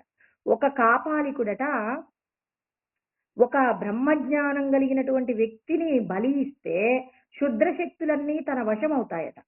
అయితే ఆ శక్తులను తాను వశం చేసుకోవడం కోసం శంకరాచార్యుల వారి దగ్గరికి శిష్యులు లేనప్పుడు ఒకసారొచ్చి, నాకు మీ శిరస్సు కావాలనుకుంటున్నాను అన్నారట.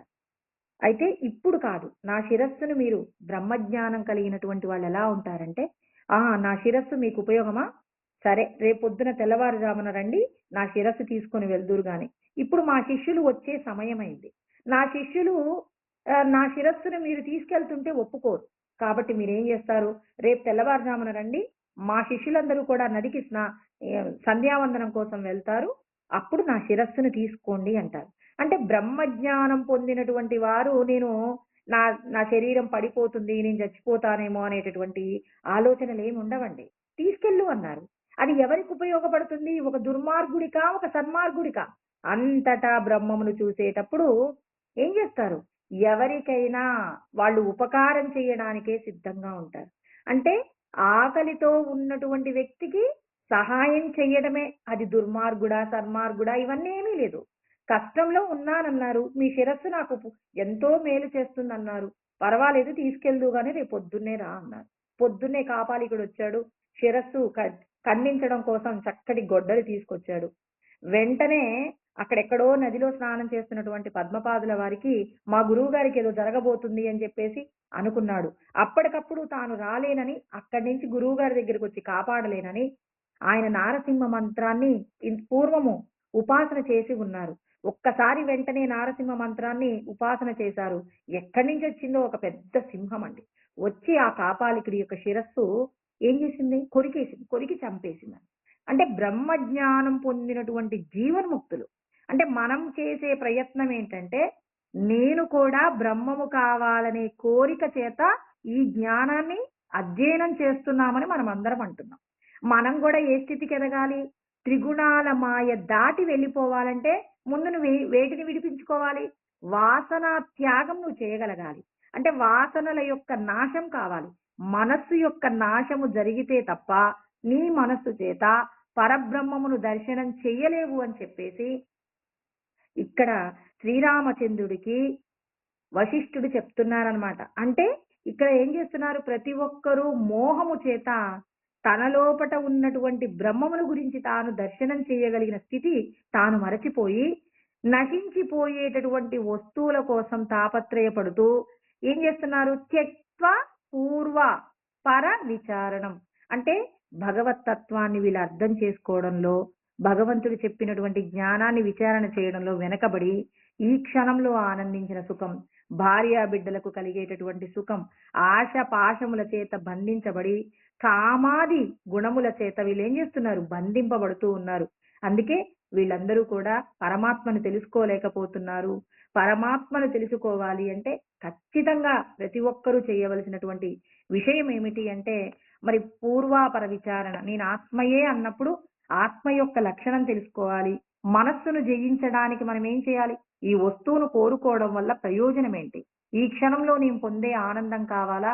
శాశ్వతమైన ఆనందం పొందడానికి నేను ప్రయత్నం చేయాలా అని అనుక్షణం మనం ఏం చేయవలసి ఉంటుందంటే, భగవంతుడి యొక్క జ్ఞానాన్ని విచారణ చేస్తున్నప్పుడు మన లోపట ఉన్నటువంటి ఏవైతే మలిన సంస్కారాలు ఉన్నాయో వాటి నుండి బయటపడడానికి కావలసిన శక్తి సామర్థ్యాలను పొందే ప్రయత్నం మనమే ప్రయత్నపూర్వకంగా చేస్తున్నప్పుడు, భగవంతుణ్ణి తెలుసుకోవడానికి మనం చేసే ప్రయత్నానికట మనం ఒక అడుగు వేస్తే ఈశ్వరుడు మనకు 100 రకాలుగా సహాయపడతారట. దేహ సంబంధమైనటువంటి కామాది కోరికల చేత బంధింపబడిన వారికి పరమాత్మ యొక్క అనుగ్రహం ఉండదండి. అంటే నశించిపోయే విషయాల పట్ల వ్యామోహం చేత పాపపు కార్యాలు చేసే వారికి భగవంతుడి యొక్క అనుగ్రహం ఉండదు. భగవంతుణ్ణి తెలుసుకోవాలనుకున్న వారి యొక్క ప్రతి కోరికను కూడా పరమాత్మ తీర్చే ప్రయత్నం చేస్తారు. అందుకే ఇక్కడ శ్రీరామచంద్రుడు ప్రతి ఒక్కరికి జ్ఞానం అందించడం కోసం ఆయనకే వైరాగ్యం వచ్చిందండి. శ్రీరామచంద్రుడు భూమి మీద మనిషిగా మనలాగే పుట్టాడు.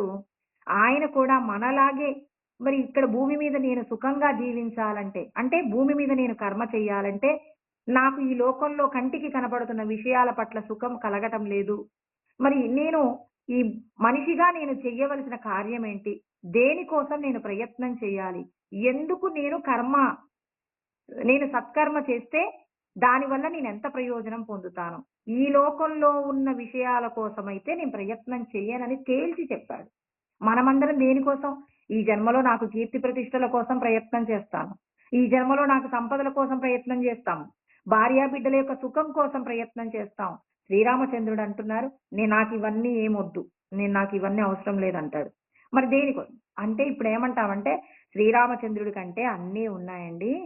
అందుకే ఆయనకి వైరాగ్యం వచ్చింది. మాకు కూడా అన్నీ వచ్చినప్పుడు మేము కూడా అంత వైరాగ్యాన్ని పొందుతామంటే, అసలు మనిషి పుట్టుకకు కారణం అడుగుతున్నాడిక్కడ రాముడు. అంతే. తనకున్నటువంటి సంపదలు తనకు సుఖాన్ని ఇవ్వట్లేదంటే మనకేం సందేశం ఇస్తున్నారు? సంపదలు, కీర్తి ప్రతిష్టలు ఈ లోకంలో మీకు సంతోషాన్నివ్వవు. ఎంత ప్రేమగా చూసే తల్లిదండ్రులు, సోదరులు ఎంతమంది ఉన్నా, ఈ భూలోకంలో నువ్వు అనుభవించే సుఖము చాలా అల్పమైనది. ఈ శరీరంతో నువ్వు సాధించవలసిన గొప్ప సత్యమేదో ఉంది. ఆ సత్యం కోసమే నువ్వు మనిషిగా పుట్టావు కానీ, ఈ భూమి మీద నశించిపోయే వస్తువులను ఒక పశువులాగా నువ్వు అనుభవించడానికైతే నువ్వు మనిషి జన్మలో పుట్టాల్సిన అవసరం లేదు. నీ లోపట ఉన్న పరమ సత్యమైనటువంటి ఆత్మను తెలుసుకోవడానికే నువ్వు పుట్టావు. ఆ సత్యం తెలుసుకోవడానికి ఎవరైతే ప్రయత్నం చేస్తారో, ఆ ప్రయత్నంలో ఎవరైతే నిరంతరం శ్రమిస్తుంటారో, అలా శ్రమించిన వారికి ఖచ్చితంగా భగవంతుడి యొక్క జ్ఞానం అందుతుందనమాట. మనకు సత్పురుషుల యొక్క సాంగత్యం దొరుకుతుంది అంటే, ఎవరి యొక్క కోరికైతే పరమాత్మను పొందాలనేటటువంటి ఉత్సుకత ఉంటుందో, ఎవరి మనస్సైతే దేహ సంబంధమైన విషయాల మీద వైరాగ్య భావన కలిగి ఉంటారో, వాళ్ళకి శ్రీరామచంద్రుడికి వశిష్ఠుడు గీత చెప్పినట్టు, మనకి కూడా మన యొక్క వైరాగ్య స్థితిని బట్టి మనకి కూడా సద్గురువు దొరుకుతారు. ఆ సద్గురువు ద్వారా మనం జ్ఞానాన్ని పొంది ముక్తిని పొందడానికి అడుగు వేయవచ్చు. అంటే సంపదలు సంతోషాన్ని ఇవ్వవు అని శ్రీరామచంద్రుడికి కలిగిన వైరాగ్యము ద్వారా మనం అర్థం చేసుకొని, సంపదల పట్ల, కీర్తి ప్రతిష్టల పట్ల, బంధుమిత్రాదుల పట్ల ఎవ్వరికీ కూడా వ్యామోహం ఉండకూడదు. వీటి వలన ప్రయోజనము శూన్యము అనే సత్యం శ్రీరామచంద్రుడు చెప్పారండి. అంటే డబ్బులో, కీర్తి ప్రతిష్టలలో, భార్యాబిడ్డలలో, బంధాలలో తృప్తి లేదు. ఆత్మానందంలో ఉన్న తృప్తి ఇక లోకంలో ఏదీ లేదు. ఆత్మానందాన్ని పొందాలంటే మనస్సు యొక్క నిగ్రహము ఖచ్చితంగా నీకు ఉండవలసిందే అని చెప్పేసి చెప్తున్నారు. అందుకే వాసనా తానవం రామ మోక్ష ఇత్యుచ్యతే బుధైః పదార్థ వాసనా దాజ్యం బంధమిత్యభిధీయతే అని చెప్పి వశిష్ఠుడు చెప్తున్నాడనమాట. శ్రీరాముడికి కలిగిన వైరాగ్యంలో నుంచి బయటపడవేయడానికి వాసన తానవం అంటే మనకు ఏవైతే జన్మాంతర సంస్కారాలు మనం నేర్చుకున్నా, అంటే చిన్నప్పటి నుంచి మనం ఏదైతే అభ్యాసం చేశామో, ఏదైతే సుఖ దుఃఖాలను అనుభవించామో, ఏ వస్తువుల పట్ల వ్యామోహాన్ని కలిగి ఉన్నామో, ఇదంతా కూడా అభ్యాసం అండి. ఈ అభ్యాసము, సంకల్పాలు ఇవన్నీ కూడా శాశ్వతం కాదని, వీటన్నింటి పట్ల ఎవరికైతే అంటే ఒక కోరిక కలగగానే ఆ కోరిక నుండి బయటపడడానికి నీ పూర్వజన్మ యొక్క అంటే సారీ నీ యొక్క అస్తిత్వాన్ని గుర్తు తెచ్చుకో. నీ అస్తిత్వం అంటే నీ స్వభావం గుర్తు తెచ్చుకో. నేనెవరిని? నేను ఈ దేహం అన్నప్పుడు ఈ వస్తువుని పొందడం కరెక్టే అనుకుంటాం. నేను ఈ దేహములో ఉన్న సచ్చిదానంద స్వరూపమే అని గుర్తొచ్చిందనుకోండి. సద్గురువు బోధించిన జ్ఞానం గుర్తొచ్చిందనుకోండి. నేను ఆత్మనైనప్పుడు ఈ వస్తువు నాకెందుకు? ఇక్కడున్న కీర్తి ప్రతిష్టలు నాకెందుకు? ఎవరో నన్ను సత్కరించడం ఎందుకు? ఎవరో నన్ను ఆప్యాయంగా పలకరించడం ఎందుకు? ఎవరో ద్వేషించారని వాళ్ళ మీద కోపం ఎందుకు? ఇవన్నీ నేను కాదు కదా! ఇలా అనుకున్నప్పుడు ఏమవుతుంది అనంటే, ఇక మనం మోక్షాన్ని పొందడానికి అడుగులు వేయొచ్చు. అంటే వాసన తానవం అంటే వాసనల నుండి విడిపడాలి. మనోనాశం జరగాలి. మనస్సుతో నువ్వు దేహ సంబంధమైన విషయాలను వేటిని గురించి కూడా నువ్వు ఆలోచించకూడదు. వాటి గురించినటువంటి తపన పొందకూడదు. అలా పొందకుండా ఉన్నప్పుడు మోక్షం పొందుతావు నాయనా అని చెప్తున్నారు. అలా కాకుండా చాలా మంది ఏం చేస్తారు? పదార్థ వాసన దాఢ్యం బంధమిత్య విధీయతే అంటున్నారు. బంధంలో పడతామట. అంటే వాసనల చేత దేహ సంబంధమైన విషయాల పట్ల ఎవరికైతే ఆసక్తి కలుగుతుందో, పదార్థ వాసన దాఢ్యం అంటే ఈ పదార్థాల మీద అంటే మనం అనుభవించే ఈ దేహానికి సంబంధించి నేను ఒక మంచి వస్త్రం కట్టుకుంటే సంతోషంగా ఉంటాను. ఒక ఆభరణం పెట్టుకుంటే సంతోషంగా ఉంటాను. నాకు నా కూతురు నా పక్కనుంటే సంతోషం. లేకపోతే నాకు ఇన్ని ఆస్తులుంటే సంతోషం. నన్ను ఇంతమంది పొగిడితే నాకు సంతోషం. అని ఇలా అనుక్షణం దేహ సంబంధమైన విషయాల గురించి ఆలోచిస్తూ ఎవరైతే ఈ పదార్థ వాసనా దాఢ్యం పట్ల ఆసక్తి కలిగి ఉంటారో వాళ్ళందరూ బంధంలో పడిపోతారు. మళ్ళీ మళ్ళీ జన్మిస్తారు. ఎన్నో జన్మల పుణ్యం చేత మానవ జన్మను పొందారు. ఈ జన్మను సార్థకత చేసుకోవాలంటే నేను దేహం కాదు, దేహములో ఉన్న సచ్చిదానంద స్వరూపమైన ఆత్మయే నేనని మనస్సును దృఢపరచుకోండి అని చెప్పడానికే ఇక్కడ శ్రీరామచంద్రుడికి వశిష్ఠుడు చెప్పబడినటువంటి జ్ఞానం. అదే జ్ఞానాన్ని పరమాత్మ అర్జునుడికి చెప్తున్నారు. అర్జునుడంటే ఎవరైతే భగవంతుడి జ్ఞానం పొందాలనుకుంటున్నారో వాళ్ళందరినీ భగవంతుడు ఏమని పిలుస్తున్నారు? అర్జున. మనకి బాగా ఉరుములు మెరుపులు వస్తుంటే మన వాళ్ళు అంటారు అర్జున అర్జున అనుకోండి అని అంటారు. ఎందుకు అండి? ఎందుకు అనుకోమంటారు మనల్ని అర్జున అర్జున అంటే? ఎందుకు అనుకోమంటారంటే నాకు నేను ఈ శరీరమే అనుకుంటున్నాను. ఈ శరీరానికి ఏదైనా ప్రమాదం జరుగుతుందేమోనని భయపడుతున్నాను. నాకు భగవంతుడి యొక్క సచ్చిదానంద స్వరూపమైనటువంటి ఆ జ్ఞానాన్ని నాకు అందించండి. నాకు ఆ జ్ఞానాన్ని మీరు అందించారనుకోండి, ఆ జ్ఞానం అందిస్తే ఏం జరుగుతుంది? ఆ జ్ఞానము చేత నేనేం చేస్తాను? దేనికి భయపడని అంటే పంచభూతముల వల్ల నాకు ప్రమాదం జరుగుతుందని నేను నేను భయపడకుండా ఉండడానికి కావలసినటువంటి స్థితిని నాకు పరమాత్మ ప్రసాదిస్తాడు. అంటే ఇక్కడ పరమాత్మ యొక్క జ్ఞానము మనం పొందాలి అంటే, పరమాత్మను మనం చేరుకోవాలి అంటే నీవెవరో నీకు తెలియాలి. ఏమని తెలియాలి? నేను సచ్చిదానంద స్వరూపమే అని నాకు తెలిస్తే తప్ప ఇక నేను ఈ పంచభూతముల వల్ల కలిగేటటువంటి ప్రమాదాలను చూసి భయపడకుండా ఉండకుండా నన్ను నేను కాపాడుకోగలను. అంటే మనమందరం ఏం చేస్తామంటే ఒక పెద్ద గాలి దుమ్ము వచ్చిందనుకోండి చాలా భయపడిపోతామండి. గాలి దుమ్ము వస్తే భయపడతాం. అగ్ని జ్వాలలు వస్తుంటే భయపడతాం. జలపాతాలు పొంగుతుంటే భయపడుతూ ఉన్నాం. మేఘాలు గర్జిస్తే భయపడుతూ ఉన్నాం. ఇలా ప్రతి విషయానికి మనం ఎందుకు భయపడుతున్నామండి? భయపడటానికి కారణం ఏంటంటే నేను పాంచభౌతికమైన శరీరమే. ఈ శరీరానికి ప్రమాదాలు వస్తాయేమోనని చెప్పేసి ప్రతి క్షణం భయపడుతూ ఉన్నామండి. ఇప్పుడు నేను గనక ఆత్మని అని తెలుసుకున్నారనుకోండి. అందుకే ఆయన ఏమంటున్నాడు? నైనం చిందంతి శస్త్రాని నైనం దహతి పావకః న చైనం క్లేదయంతి ఆపో న శోషయతి మారుతః అంటున్నారు. అంటే ఇక్కడ కృష్ణ పరమాత్మ చెప్తున్నారు. మీరు ఈ దేహమే అనుకుంటే ఉరుముకి భయపడతారు, మెరుపుకి భయపడతారు. అదే విధంగా గాలికి భయపడతారు, నీటికి భయపడతారు. ఒక చెరువు చూసామనుకోండి, అమ్మో ఈ చెరువు పొంగితే నేను ఇందులో పడిపోతే చనిపోతానేమో. అంటే నేను చనిపోతానంటున్నావు, నా శరీరం చచ్చిపోతుంది అనట్లేదు. ఎందుకు మనం భయపడుతున్నాం? మీరు చావరు. నైనం చిందంతి శస్త్రాని. శస్త్రములు మిమ్మల్ని ఏం చేయలేవు. కత్తితో ఈ శరీరాన్ని కోస్తే శరీరము పాంచభౌతికమైన శరీరం నశిస్తుందేమో కానీ మరి లోపటున్న ఆత్మగా ఉన్న మీరు మాత్రం నశించరు. నైనం చిందంతి శస్త్రాని నైనం దహతి పావకః. అగ్ని మిమ్మల్ని ఏమీ చేయలేదు. నా చైవన క్లేదయంత్యాపు. నీరు మిమ్మల్ని తడపజాలదు. నీళ్ళలో పడిపోతే మీరేం చనిపోరు. ఇం- ఇంకా ఏమంటున్నారు? నా శోషయతి మారుతః. మరి గాలి మిమ్మల్ని ఏమీ కూడా మిమ్మల్ని గాలి ఎండింప చేయలేదు. అంటే మిమ్మల్ని పాంచభౌతికమైన శరీరాన్నే పంచభూతములు ఏదైనా చేస్తాయి కానీ మరి ఆత్మను ఈ పంచభూతములు ఏమీ చెయ్యలేవు అనే సత్యాన్ని మీరు గ్రహించాలి. అంటే మీకు ఎటువంటి ప్రమాదము రావట్లేదు. ఇంతకుముందు మనకి ఏం చెప్పాడండి? యయేనం వేత్తి హంతారం యచ్చైనం మన్యతే హతం ఉభౌతౌ న విజానీతో నాయం హంతిన హన్యతే అన్నారు.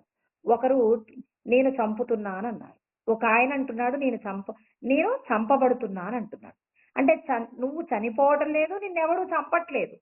ఇలా తెలుసుకున్న వాళ్ళు ఎవరు పూర్ణమైన జ్ఞానం తెలిసిన వాళ్ళు కారు. ఎందుకంటే మీరు ఆత్మస్వరూపులైనప్పుడు మీరెవరిని చంపుతారు? మీ నుంచే సకలము సృష్టింపబడిందనే జ్ఞానము తెలియకపోవడం వల్ల పలానా వ్యక్తి నన్ను ఇబ్బంది పెడుతున్నాడు, పలానా వ్యక్తి నాకు శత్రువు, పలానా వ్యక్తి నాకు స్నేహితుడని మనం అంటున్నాం. నేను ఆత్మని అనేటటువంటి జ్ఞానాన్ని గనక మీరు పూర్ణంగా అనుభూతి పొందితే కేవలం తెలుసుకోవడం కాదండి. మరొకసారి అర్థం చేసుకోవాలి.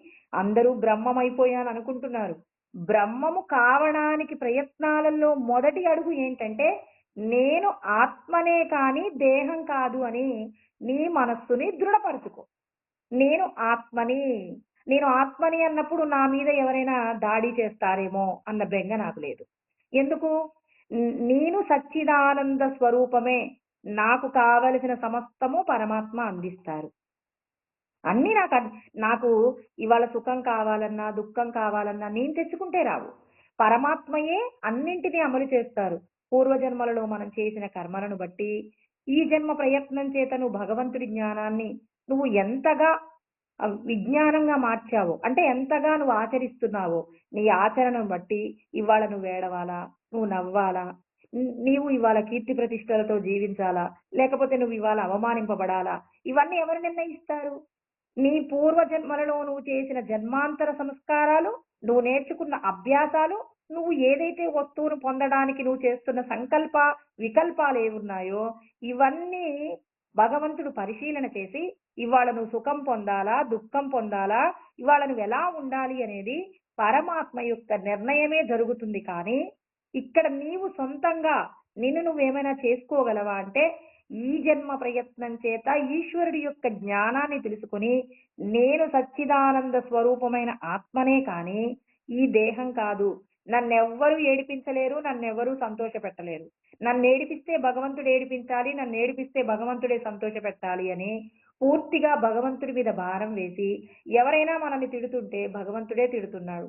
ఎవరైనా మనకి సంతోషాన్నిస్తుంటే భగవంతుడే సంతోషపెడుతున్నారు.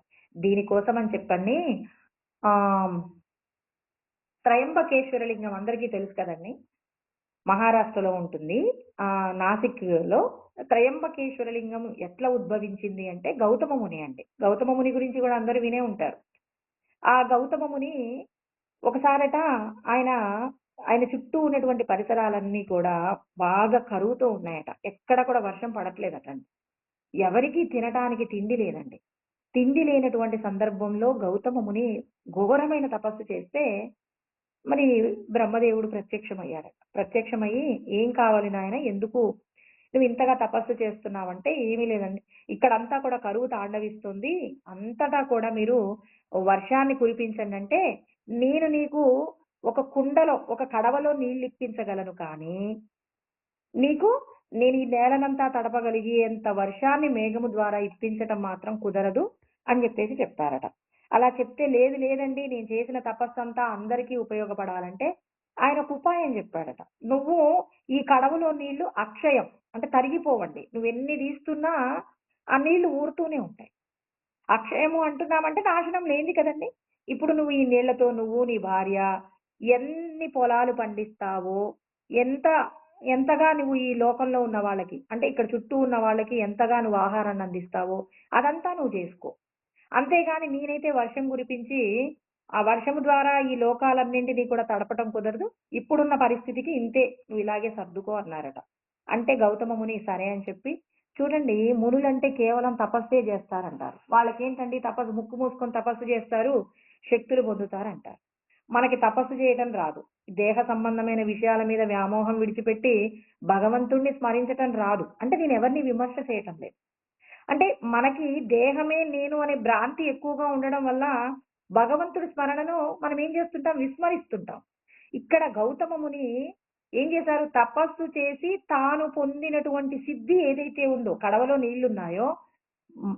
అహల్య, గౌతమ ముని ఇద్దరూ కలిసి కొన్ని వందల ఎకరాల నీళ్లను వీళ్ళు కడవలతో మోసి తడిపారటండి. అంటే వాళ్ళ యొక్క తపశ్శక్తి, వాళ్ళకున్న శక్తి సామర్థ్యాలు ఎంత గొప్పవండి. ఎంత తపశ్శక్తి ఉంటే వాళ్ళు పండించినటువంటి పంటలట, ఇక ఎన్ని రకాల పండ్లు, ఫలాలు, కూరగాయలు ఎన్నో రకాలైనటువంటివన్నీ పండించి, వాళ్ళే వంట చేసి, అంటే వాళ్ళు వాళ్ళ శిష్యులు కలిసి వంట చేసి అందరికీ భోజనం పెట్టారట.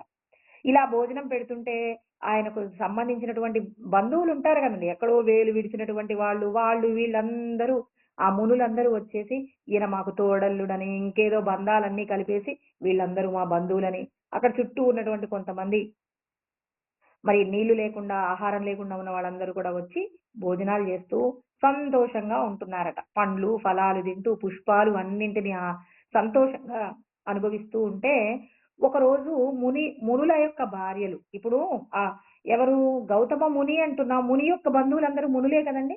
వాళ్ళ భార్యలందరూ కూడా ఆ కడవ దగ్గర అంటే నీళ్ళ కడవ ఉన్న దగ్గర స్నానం చేస్తూ ఉన్నారట. ఇప్పుడు గౌతముడు సంధ్యావందనం చేయాలంటండి.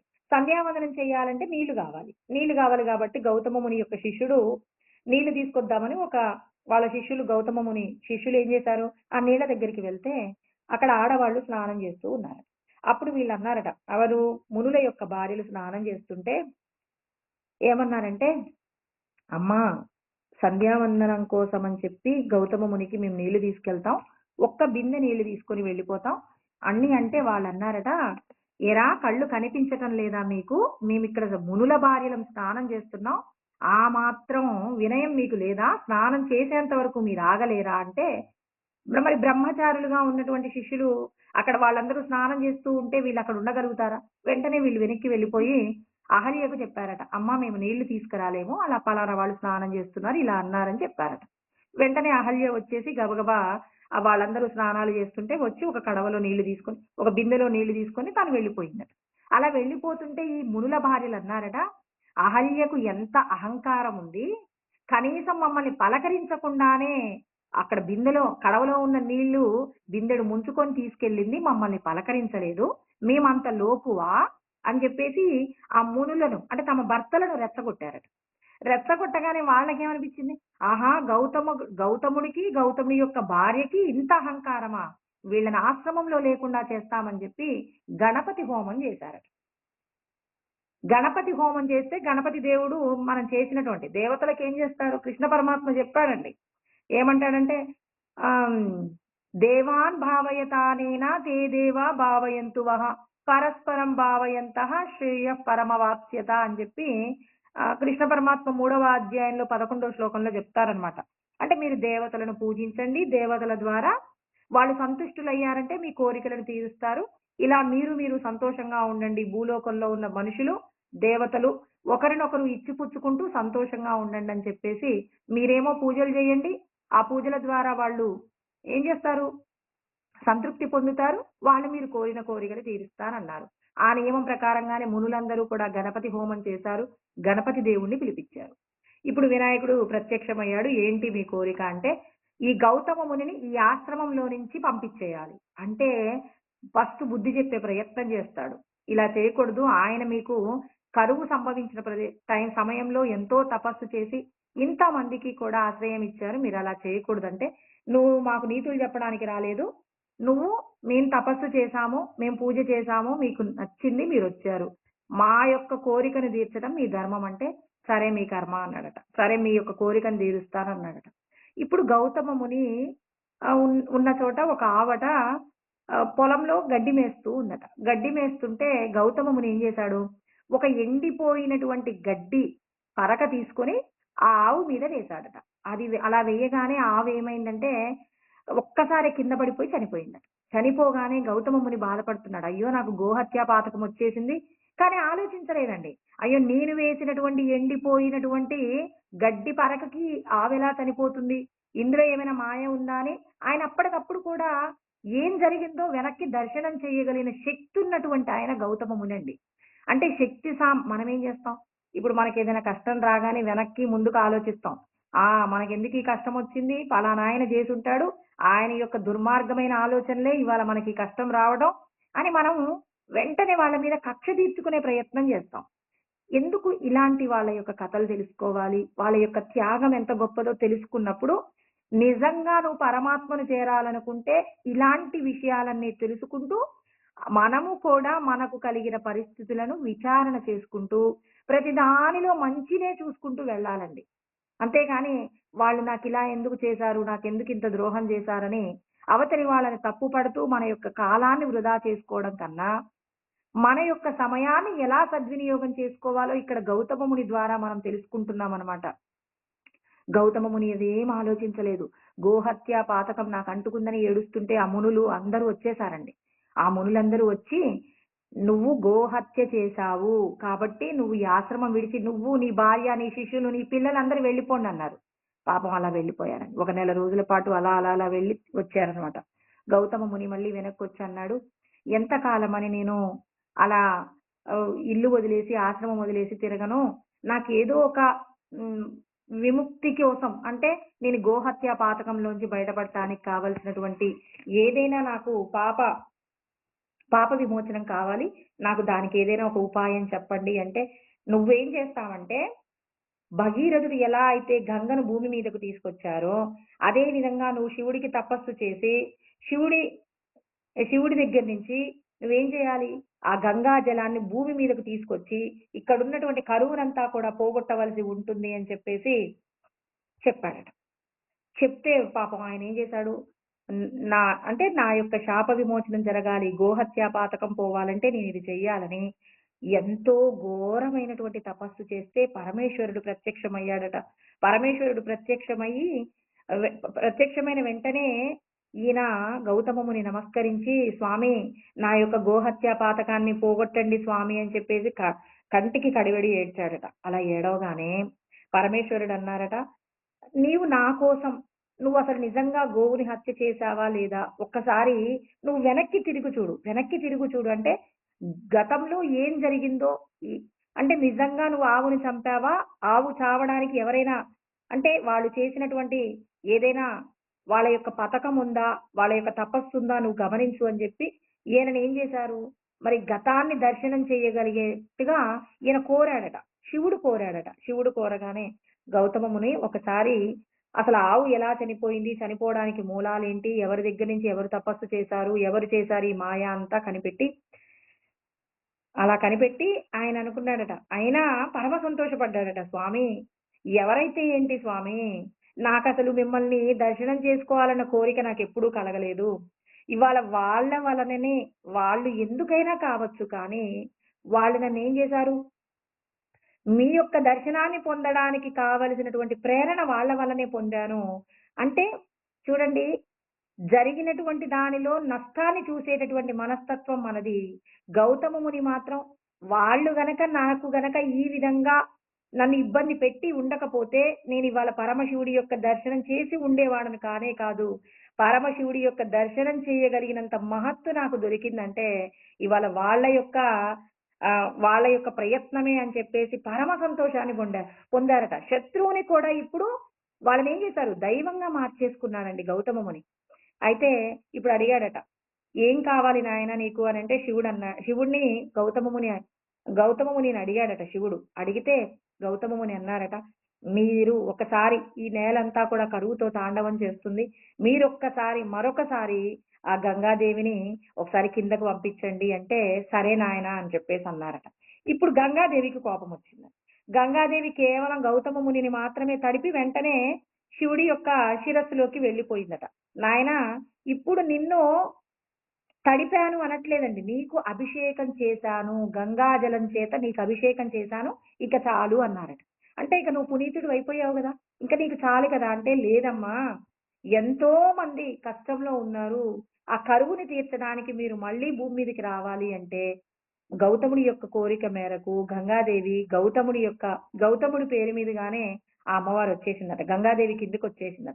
అలా రాగానే ఇక్కడున్నటువంటి మునులందరూ భార్యలతో, వాళ్ళ శిష్యులతో అందరితో వచ్చి ఆ నీళ్ళలో స్నానం చేయడం కోసం వచ్చి వాళ్ళ పాపాలన్నీ కడుక్కోవడానికొస్తే, గౌతమ మునిని ఇన్ని కష్టాలు పెట్టి మీరు మాత్రం పాపాలు పోగొట్టుకుంటారా అని చెప్పి ఒక్కసారిగా గంగాదేవి మళ్ళీ వెనక్కెళ్ళిపోయిందట. అక్కడ చిన్న తడి కూడా లేకుండా చేస్తే ఇప్పుడు ఎవరు ఏడ్చారంటే మళ్ళీ గౌతముడు ఏడ్చాడట. "అమ్మ, నేనింత తపస్సు చేసింది కూడా అందరి యొక్క పాపాలు పోగొట్టి, తెలిసో తెలియకో చేసిన పాపాలను పోగొట్టడానికే నేనింత తపస్సు చేశాను. మీరు మళ్ళీ కోపగించుకోవద్దమ్మా, మీరు రండి" అంటే గౌతమ ముని కోసం అని చెప్పేసి మళ్ళీ అక్కడ మరి ఏం చేసింది గంగాదేవి మళ్ళీ గౌతముడి పేరుగా మళ్ళీ జలం ఆ అమ్మవారి కిందకొచ్చేసి వాళ్ళందరినీ కూడా పావనులను చేసిందట. ఎందుకు ఈ విషయం చెప్పుకోవాలంటే, మనము జరిగినటువంటి సంఘటనలలో ఎవరెవరు మనల్ని ఇబ్బంది పెట్టారంటున్నాం కానీ, వాళ్ళు ఇబ్బంది పెట్టడం వల్ల మనం పొందినటువంటి ఏదైతే మనమేమో నష్టం గురించి ఆలోచిస్తామండి. గౌతమ ముని అంటే భగవంతుడి జ్ఞానం పెరుగుతున్నా కొద్దీ మొదట మనం సామాన్యులమండి. మొదట కోపం వస్తుంది. ఆ కోపంలో విచారణ చేసినప్పుడు పూర్వాపర విచారణ విడిచిపెట్టకుండా ఉండాలి. విడిచిపెట్టకుండా ఉండి నాకేదైనా మేలు జరిగిందా? అంటే గతంలో ఏదైనా జరిగిందనుకోండి. జరిగింది నా మంచికే, జరుగుతున్నది నా మంచికే, జరగబోయేది కూడా నా మంచికే అనే సూత్రం మనం పట్టుకున్నామనుకోండి. భగవంతుడు నన్నెప్పుడూ విడిచిపెట్టలేదు. ఏ కష్టంలో కూడా నన్ను ఆ పరమాత్మ విడిచిపెట్టలేదు కాబట్టి, ఆ పరమాత్మ యొక్క అనుగ్రహం నా మీద ఉంది కాబట్టి, ఎప్పుడూ నేను సంతోషంగా ఉంటాను అని చెప్పేసి, అంటే నా సంతోషం కోసం భగవంతుడు నన్నెప్పుడూ విడిచిపెట్టడనేటటువంటి ఎవరికైతే భగవంతుడి మీద నమ్మకం, దృఢ విశ్వాసం ఉంటుందో వాళ్ళేం జేస్తారు?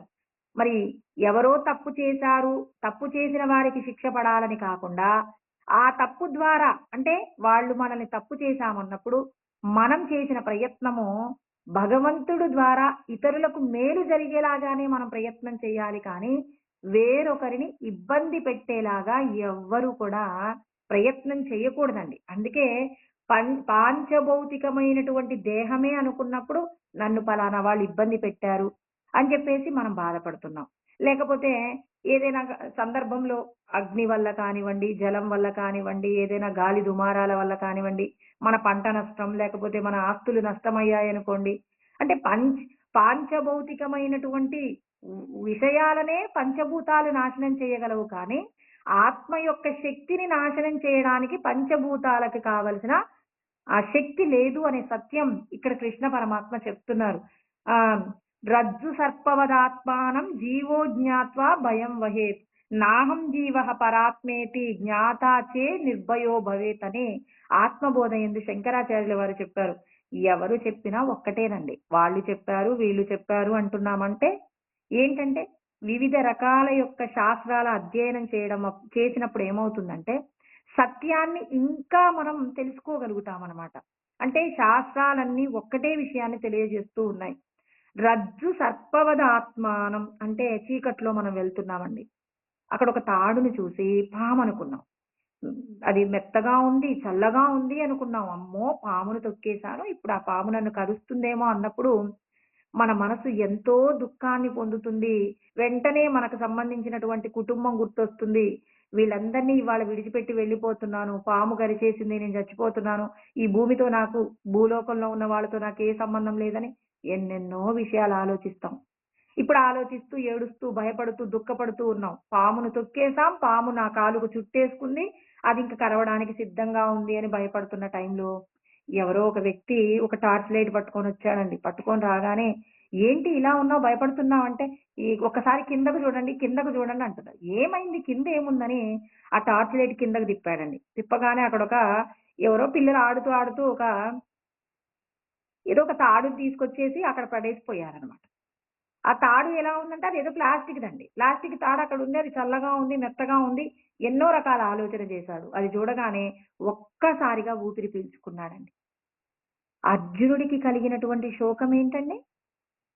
నా వాళ్ళందరినీ కూడా నా చేతులతో చంపడం నాకిష్టం లేదు. నా వాళ్ళని పోగొట్టుకోవడం నాకిష్టం లేదు. జరిగే నష్టాల గురించి ఏకరువు పెట్టాడు. ఇప్పుడు ఆయన్ని శోకంలో నుంచి బయట పడవేయాలంటే ఇప్పుడు తాడు నా కాలుకు చుట్టుకుంది అనుకున్నప్పుడు, ఇప్పుడు నీ కాలుని చుట్టుకుంది పాము గాదు నాయనా తాడు అని తక్షణమే నీకు సమాధానం చెప్పాలా? ఎందుకు చెమటలు పడుతున్నాయి? ఏడవకు నాయనా! ఏం గాదులే నాయనా! అని జెప్పేసి ఉపశమనంతో కూడినటువంటి మంచి మాటలు చెప్తావా? అప్పటికప్పుడు ఒక లైట్ వేసి ఇది తాడు, పాము కాదు తాడు అని చెప్పి అప్పటికప్పుడు ఉన్న భయాన్ని పోగొడతారా? ఎవరైనా ఏం చేస్తారు? అప్పటికప్పుడు తనకు ముందు దేని వలన భయం కలుగుతుందో ఆ మూలాల గురించిన విషయం చెప్పాలి. కృష్ణ పరమాత్మ కూడా ఏం చేస్తున్నారు? నీకు దేని వలన భయం కలుగుతుంది? ఈ శరీరమే నేను అనుకుంటూ భయపడుతున్నావు. ఈ శరీరము నువ్వు కాదు. ఈ శరీరం లోపట ఉన్నటువంటి స్వస్వరూపమైన ఆత్మవే నువ్వు కానీ, ఈ శరీరం నువ్వు కాదు నాయనా! దీనికోసం నువ్వు బెంగపడకు. నువ్వు భయపడొద్దు. నువ్వు భయపడకుండా ఉండాలంటే అంటే తక్షణమే అందుకే ఆహ్, శ్రీరామచంద్రుడండి బాగా దుఃఖంతో ఉన్నాడు. సీతమ్మ తల్లిని రావణాసురుడు తీసుకొని వెళ్తే చాలా దుఃఖంతో ఉంటాడండి. దుఃఖంతో ఉంటే హనుమంతుడు వెళ్లి సీతమ్మ తల్లిని చూసి వచ్చాడనమాట. రాగానే సీతమ్మ తల్లిని చూడగానే శ్రీరామచంద్రుడు పరమ సంతోషాన్ని పొందాలి అని చెప్పేసి హనుమంతుడు ఏమంటారంటే సీతం చూశాను సీతమ్మను అన్నాడు. చూడండి మనమైతే ఏమంటాం? ఈ జరిగిందంతా చెప్తాం. ఏంటి చూసారా? మనల్ని ఎవరైనా ఎక్కడికైనా పంపించారనుకోండి, ఆ పనిని మనం చేసుకొనొచ్చాం. మనం ఏం చెప్తాం? నేనెంత కష్టపడ్డానండి. మీరు చెప్పిన పని చేయడానికి అని చెప్పేసి అసలు విషయాన్ని మరచిపోయి నువ్వు పడ్డ కష్టమంతా చెప్తావు. ఇక్కడ శ్రీరామచంద్రుణ్ణి సంతోషపెట్టడానికి హనుమంతుడు మాట్లాడిన మాట చూశాను సీతమ్మని. అంటే ముందు చూశాను అంటే శ్రీరామచంద్రుడు ఏ మాట చేత సంతోషపడతాడు? చూశాను అంటే సీతమ్మ తల్లిని చూశానంటే ఆయన యొక్క మనసు కుదుట పడుతుంది. అంటే ఏ మాట చెప్తే తొందరగా ఆనందం పొందుతాడో అంటే మనం ఏం చేస్తాం? మన యొక్క శ్రమ గురించి చెప్పిన తర్వాత అవతల వాళ్ళకు మంచి జరిగిందని చెప్తాం. ఇక్కడ జ్ఞానం పొందినటువంటి వారి యొక్క స్థితి హనుమంతుడు ఏం చెప్తున్నాడు? చూశాను సీతమ్మను. చూశాను అనగానే ఆయన అంటే ఒక మాట యొక్క ఎడబాటుకు కూడా శ్రీరామచంద్రుడు దుఃఖం పొందకూడదని సీతమ్మను అన్నాడు అనుకోండి. ముందుగా చూడలేదనుకుంటా అంటాడు. అందుకే చూశాను సీతమ్మను అన్నప్పుడు పరమ సంతోషాన్ని పొందుతాడు. ఆ శ్రీరామచంద్రుడి యొక్క ముఖంలో ఆనందం చూడడం కోసం హనుమంతుడు వస్తూనే మాట్లాడాడు. చూశాను సీతమ్మను అన్నాడు.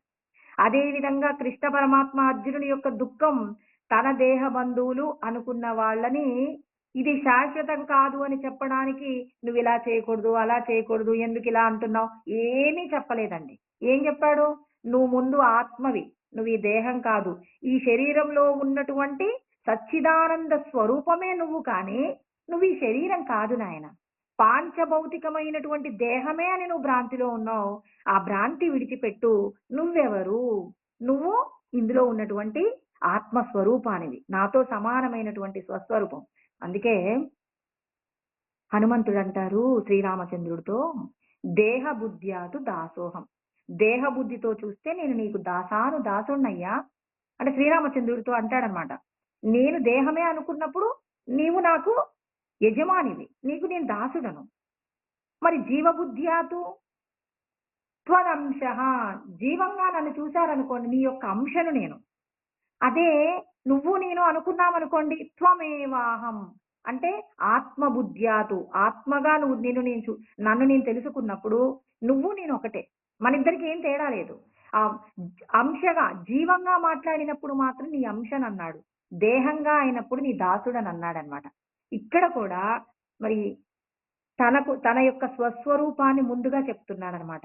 అంటే అక్కడ మాట్లాడినప్పుడు హనుమంతుడు ఏమంటున్నాడు? తనను తాను తెలుసుకున్నప్పుడు దేహ బుద్ధితో నీ దాసుడను, జీవబుద్ధితో నీ అంశను, ఆత్మబుద్ధితో నువ్వు నేను సమానమన్నారు.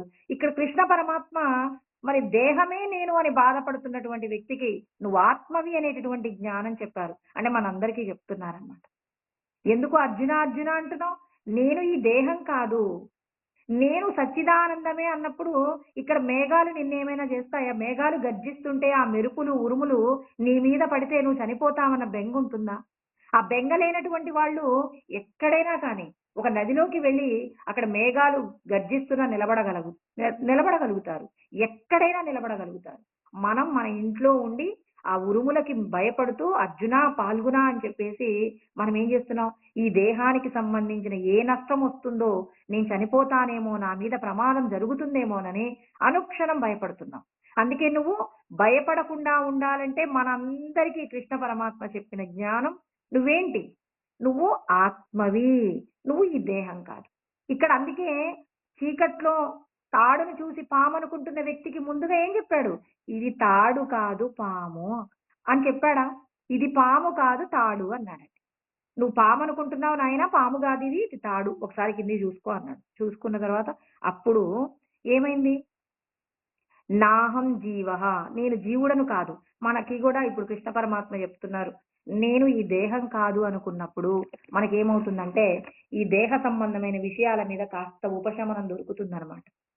నువ్వు దేహమే అనుకుంటే అయ్యో నాకు సంపదలు లేవు, నాకెప్పుడు కీర్తి ప్రతిష్టలు వస్తాయో, నేను ఎప్పుడు గొప్పగా ఉంటానో, నా జీవితం ఎప్పుడు గొప్పగా ఉంటుందో అని అనుక్షణం దుఃఖాన్ని పొందుతూ ఉంటాం. ప్రోల్లంగేంద్రియం అంటే ఇంద్రియములు అనే పర్వతాలు మనల్ని ఏం చేస్తుంటాయి? ఎప్పుడు బాధిస్తూ ఉంటాయి. అందుకే తక్షణమే ఏం చెప్పాడు? జీవో జ్ఞాత్వా భయం వహేద్. నువ్వు జీవమే అనుకుంటే నువ్వు భయపడుతూ ఉన్నావు. నాహం జీవః, నేను జీవుడను కాదు. ఎవరిని నేను? నేను బ్రహ్మ స్వరూపమే నేను అనుకున్నప్పుడు ఇక మనకు బెంగలేదు. అంటే మీరందరూ కూడా నాశనం కావట్లేదు. మీ శరీరాలే పడిపోతున్నాయి. ఈ శరీరము ఈ శరీరం లేనప్పుడు కూడా మీరున్నారు. ఈ శరీరం ఉన్నప్పుడు మీరున్నారు. ఈ శరీరం పడిపోయిన తర్వాత కూడా మళ్ళీ పుడతారు. మీరు దాని గురించి ఏం టెన్షన్ పడకండి. ఈ శరీరాలే పంచభూతాలతో దహింపబడతాయి, నాశనం చేయబడతాయి. అంతేకాని లోపట ఉన్నటువంటి మిమ్మల్ని మాత్రం ఎవరు కూడా ఇబ్బంది పెట్టలేరు. అందుకే అంటున్నారు జీవో జ్ఞాత్వా భయం వహేత్, నాహం జీవః పరాత్మేతి జ్ఞాతాచే నిర్భయో భవేత్. నేను ఈ జీవం కాదు, ఈ దేహం కాదు అనుకున్నారనుకోండి, నేను పరమాత్మ స్వరూపమే అనుకున్నారనుకోండి, అప్పుడు మీరు పరమాత్మనే పొందుతారు. నేను పరమాత్మ స్వరూపం అన్నప్పుడు ఈ దేహానికి సంబంధించి కష్టం వచ్చిందనుకోండి, దీనికి ఆల్రెడీ డిజైన్ చేశాడు పరమాత్మ, దీనికి కష్టం వస్తుందని దీన్ని సాక్షిగా చూడగలుగుతాం అనమాట. అంటే మన శరీరానికి సంబంధించిన కష్టాలన్నీ మనం సాక్షిగా చూడాలంటే నీ యొక్క స్వస్వరూపాన్ని నువ్వు అనుక్షణం స్మరణ చెయ్యాలి. ఏవం నిరంతరభ్యస్త బ్రహ్మైవాస్మీతి వాసన. ఎప్పుడు స్మరణ చేస్తూనే ఉండు, నేను ఈ శరీరం కాదు, నేను ఆత్మని ఆత్మని అని చెప్పి అనుక్షణం స్మరణ చెయ్యి. నీ మీద ఉన్నటువంటి మాయ పక్కకు జరుగుతుంది. మాయ పక్కకు జరిగిన మరుక్షణం నువ్వు ఆత్మగా నిలబడతావు.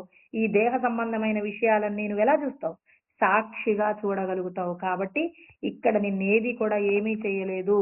నైనం చిందంతి శస్త్రాని నైనం దహతి పావక నైనం క్లేదయంత్యాపో నశోషయతి మారుత అంటున్నారు. అంటే ఏది కూడా నిన్నేమి ఇబ్బంది పెట్టలేదు. నిన్ను పంచభూతములు నిన్నేమీ చేయలేవు. నువ్వు ఆత్మస్వరూపమే అనే జ్ఞానాన్ని చెప్తున్నారు. ఇంకా చెప్తారు మళ్ళీ నువ్వు ఆ అచ్చేద్యోయమదాస్యో అక్లేద్యో శోషయేవచ నిత్య సర్వగత స్థాను అచలోయం సనాతన అని. అంటే మళ్ళీ నీ స్వరూపం చెప్తారు. పంచభూతాలు నిన్నేమీ చెయ్యలేవని మళ్ళీ వివరిస్తాడండి పరమాత్మ. చూడండి, అంటే మన మనస్సు దృఢపడేంత వరకు చెప్తున్నాడు. పాము చుట్టుకుందేమోనని చెప్పేసి భయపడుతున్నటువంటి వ్యక్తికి ఒకటికి 4 సార్లు ఏం చెప్తున్నాడు? ఈ లైట్ వెలుగులో చూడు, నీ కాలును చుట్టుకున్నది తాడే కాని పాము కాదు, చూడు చూడు చూడు అంటే అతడు కళ్ళు ఒక్కసారిగా భయంతో చాలా భయపడుతూ ఉంటాడు. కళ్ళు కూడా సరిగా స్పష్టంగా కనపడవండి. అప్పుడు అతడు కళ్ళని తేరిపారా చూస్తుంటాడు. ఓ, ఇది తాడు, ఇది తాడు, ఇది తాడు అని ఒకటికి 4 సార్లు చెప్తే మనస్సులో ఉన్నటువంటి ఆందోళన నెమ్మదిగా తగ్గుతుంది. ఎందుకండి అంత పామంటే అంత భయపడ్డాడంటే, మరి మనం అనుకున్నాం కదా, జన్మాంతర సంస్కారము అభ్యాసములు అనుకున్నాం కదా. పూర్వజన్మల్లో మనం పాము యొక్క ప్రమాదం అనుభవించి ఉంటాం. మొదటిది అభ్యాసము. పాము కరిచిన వాళ్ళు చనిపోయారని విని ఉంటాం. పాము కరిచినటువంటి వారికి చాలా బాధ ఉంటుంది అని చెప్పేసి విన్నాం. పాము కరిచినటువంటి వాళ్ళకి వెంటనే కూడా చనిపోతారు అని ఎన్నో విషయాలు మనం అభ్యాసం చేసున్నాము. అందుకే భగవంతుడు ఏమన్నాడండి, మనసుని నిగ్రహించాలంటే అభ్యాసేనతు కౌంతేయ. నువ్వు అభ్యాసం చేయాలయ్యా. ఎటువంటి అభ్యాసం చేయాలి? నేను ఆత్మని అనేటటువంటి అభ్యాసం చెయ్యి. నేను ఆత్మనే అనుకుంటే నీ మనసు ఏం చేస్తుంది? ఈ వాసనాక్షయం జరిగేలాగా ప్రయత్నం చేస్తుంది. అంటే తన యొక్క సంకల్పాలన్నీ ఈశ్వరుడిని తెలుసుకోవడానికే సంసిద్ధతను కలిగేలాగా సంకల్పాలు చేస్తారు. కానీ ఈ శరీరంతో తాను ఇబ్బంది పడడానికి ఏ విధమైనటువంటి ప్రయత్నాలు చేయకుండా ఉంటాడు. ఎందుకు? మనస్సును సంస్కరించాలి. మనస్సు లోపట దేహ సంబంధమైనటువంటి సంస్కారాలు ఉన్నాయి, జన్మాంతర సంస్కారాలు ఉన్నాయి, మనం చిన్నప్పటి నుంచి ఇప్పటి వరకు పొందినటువంటి అభ్యాసాలు ఉన్నాయి. వాటన్నింటి చేత మనం చేసే సంకల్పాలు భగవంతుణ్ణి పొందడానికే సాధ్యం అవ్వాలి తప్ప మళ్ళీ జన్మలు పొందడానికి. అందుకే ఏమన్నాడు ఆయన? పదార్థ వాసనా దాజ్యం అన్నారు. అంటే మలినమైనటువంటి ఈ దేహ సంబంధమైన విషయాల కోసం తాపత్రయ పడకుండా నిన్ను బంధంలో నుంచి విడిపడాలి అంటే వాసన తానవం. అంటే ఈ వాసనల నుంచి నువ్వు బయటపడడానికి నేను ఆత్మని అని చెప్పేసి ఏవం నిరంతరభ్యస్త బ్రహ్మైవాస్మీతి వాసన. నేను బ్రహ్మమే అని చెప్పేసి ఎవరైతే నిరంతరం అభ్యాసం చేస్తారో వాళ్ళు ఏమవుతారు? జీవన్ముక్తులు కావడానికి కావలసినటువంటి స్థితిని పొందుతారని ఇక్కడ మనకు కృష్ణ పరమాత్మ మనందరికీ కూడా జ్ఞానాన్ని అందిస్తూ ఉన్నారు. నీ లోపట ఉన్న పరబ్రహ్మము నీకు దొరకాలంటే ముందు మీరు నేను ఆత్మని అనుకోవాలి. మీరు కాదు, మనమందరం ఆత్మని అనేటటువంటి జ్ఞానంతో మనం సంసిద్ధంగా ఉండాలి. ఈ దేహము నేను కాదు. దేహంలో నేను బంధించబడి ఉన్నాను. నా యొక్క స్థానాన్ని నేను వెతుక్కోవాలి అని చెప్పి ఎవరైతే ధ్యానము ద్వారా లోపట ఉన్నటువంటి ఆత్మను, ఆత్మ యొక్క శక్తిని మనం తెలుసుకొని, మన లోపట ఉన్న శక్తి ఎంతగా ఎదగాలంటే ఒక చిన్న ఉదాహరణ చెప్పి ముగిస్తానండి. ఉపమానం. ఎవరంటే రమణ మహర్షి అట 40 సంవత్సరాలకి బాగా కదులుతూ ఉండేవాడట. అంటే ఊగుకుంటూ నడిచేవాడట ఒక కర్ర చేతిలో పట్టుకొని. అంటే ఊతంగా కర్ర లేకపోతే ఆయన స్థిరంగా ఉండేవాడు కాదట. అందులో ఉన్నటువంటి ఒక శిష్యుడు అడిగాడట, "స్వామి, 40 సంవత్సరాలకి ఎవరి శరీరము కూడా అలా కదలదు. మీ శరీరం ఎందుకండి అంత కదులుతుంది?" అంటే, ఒక చిన్న గుడిసెలో ఒక పెద్ద ఏనుగుని పంపించారనుకోండి, అప్పుడు గుడిసె కదులుతుందా? కదలదా? కదులుతుంది. ఈయన కూడా రమణ మహర్షి కూడా ఏంటి? ఆ రమణ మహర్షి అనేటటువంటి ఆ సచ్చిదానంద స్వరూపం ఏదైతే ఉందో, ఈ శరీరం ఉంది కదండీ! రమణులు ధరించిన దేహం ఉంది గదా! ఆ దేహమేమో చిన్నగయిందండి. లోపట ఉన్న తన స్వస్వరూపమేమో తన యొక్క తపశ్శక్తి ద్వారా ఏం చేశాడు? ఆ శక్తిని పెంచుకున్నాడు. మన శరీరంలో కూడా అంగుష్ట మాత్రః పురుషో అన్నాం గదా! అంగుష్ట మాత్రమంత ఉన్నటువంటి పురుషుడిని మనం ఏం చేయాలి? తపస్సు ద్వారా. అంటే ఇక్కడ మనకు 4 విషయాలు చెప్పారు. ఏమని చెప్పారు? ఆధ్యాత్మికమైనటువంటి జ్ఞానాన్ని కలిగి సత్పురుషుల యొక్క సేవ చేస్తూ, వాసనల యొక్క త్యాగాన్ని కోరుకుంటూ, వాసన సంపరిత్యాగః. తర్వాత ప్రాణాయామం, ప్రాణస్పంద నిరోధనం అని చెప్పారు గదా!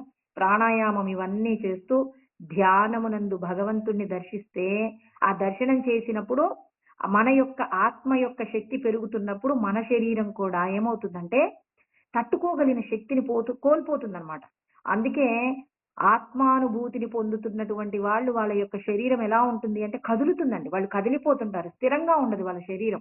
మీరు ఆత్మ దర్శనం చేసి ఆత్మానుభూతి పొందుతున్నటువంటి సత్పురుషులను, ప్రాజ్ఞులను చూసినప్పుడు మనం అర్థం చేసుకోవచ్చు. రమణులను మనం ఆ రోజు చూడలేకపోయినా ఇవాళ కూడా చాలా మంది ఉన్నారు. మనకి మన అదృష్టం కొద్దీ మనం దర్శనం చేయగలిగే భాగ్యం మనకు దొరికితే వాళ్ళని మనం దగ్గర నుండి పరిశీలన చేశామనుకోండి, ఆత్మ యొక్క శక్తి చేత వాళ్ళ యొక్క శరీరం ఎంతగా అంటే వాళ్ళు తట్టుకోగలిగిన శక్తి వాళ్ళకుండదనమాట. అంటే శరీరం ఏమవుతుంది? లోపట ఉన్న ఆత్మశక్తి రోజు రోజుకి కూడా పెరుగుతుందండి. అంటే మన లోపట ఉన్న అంగుష్టమంత్ర పురుషుడిని మనం ఏం చేయాలి?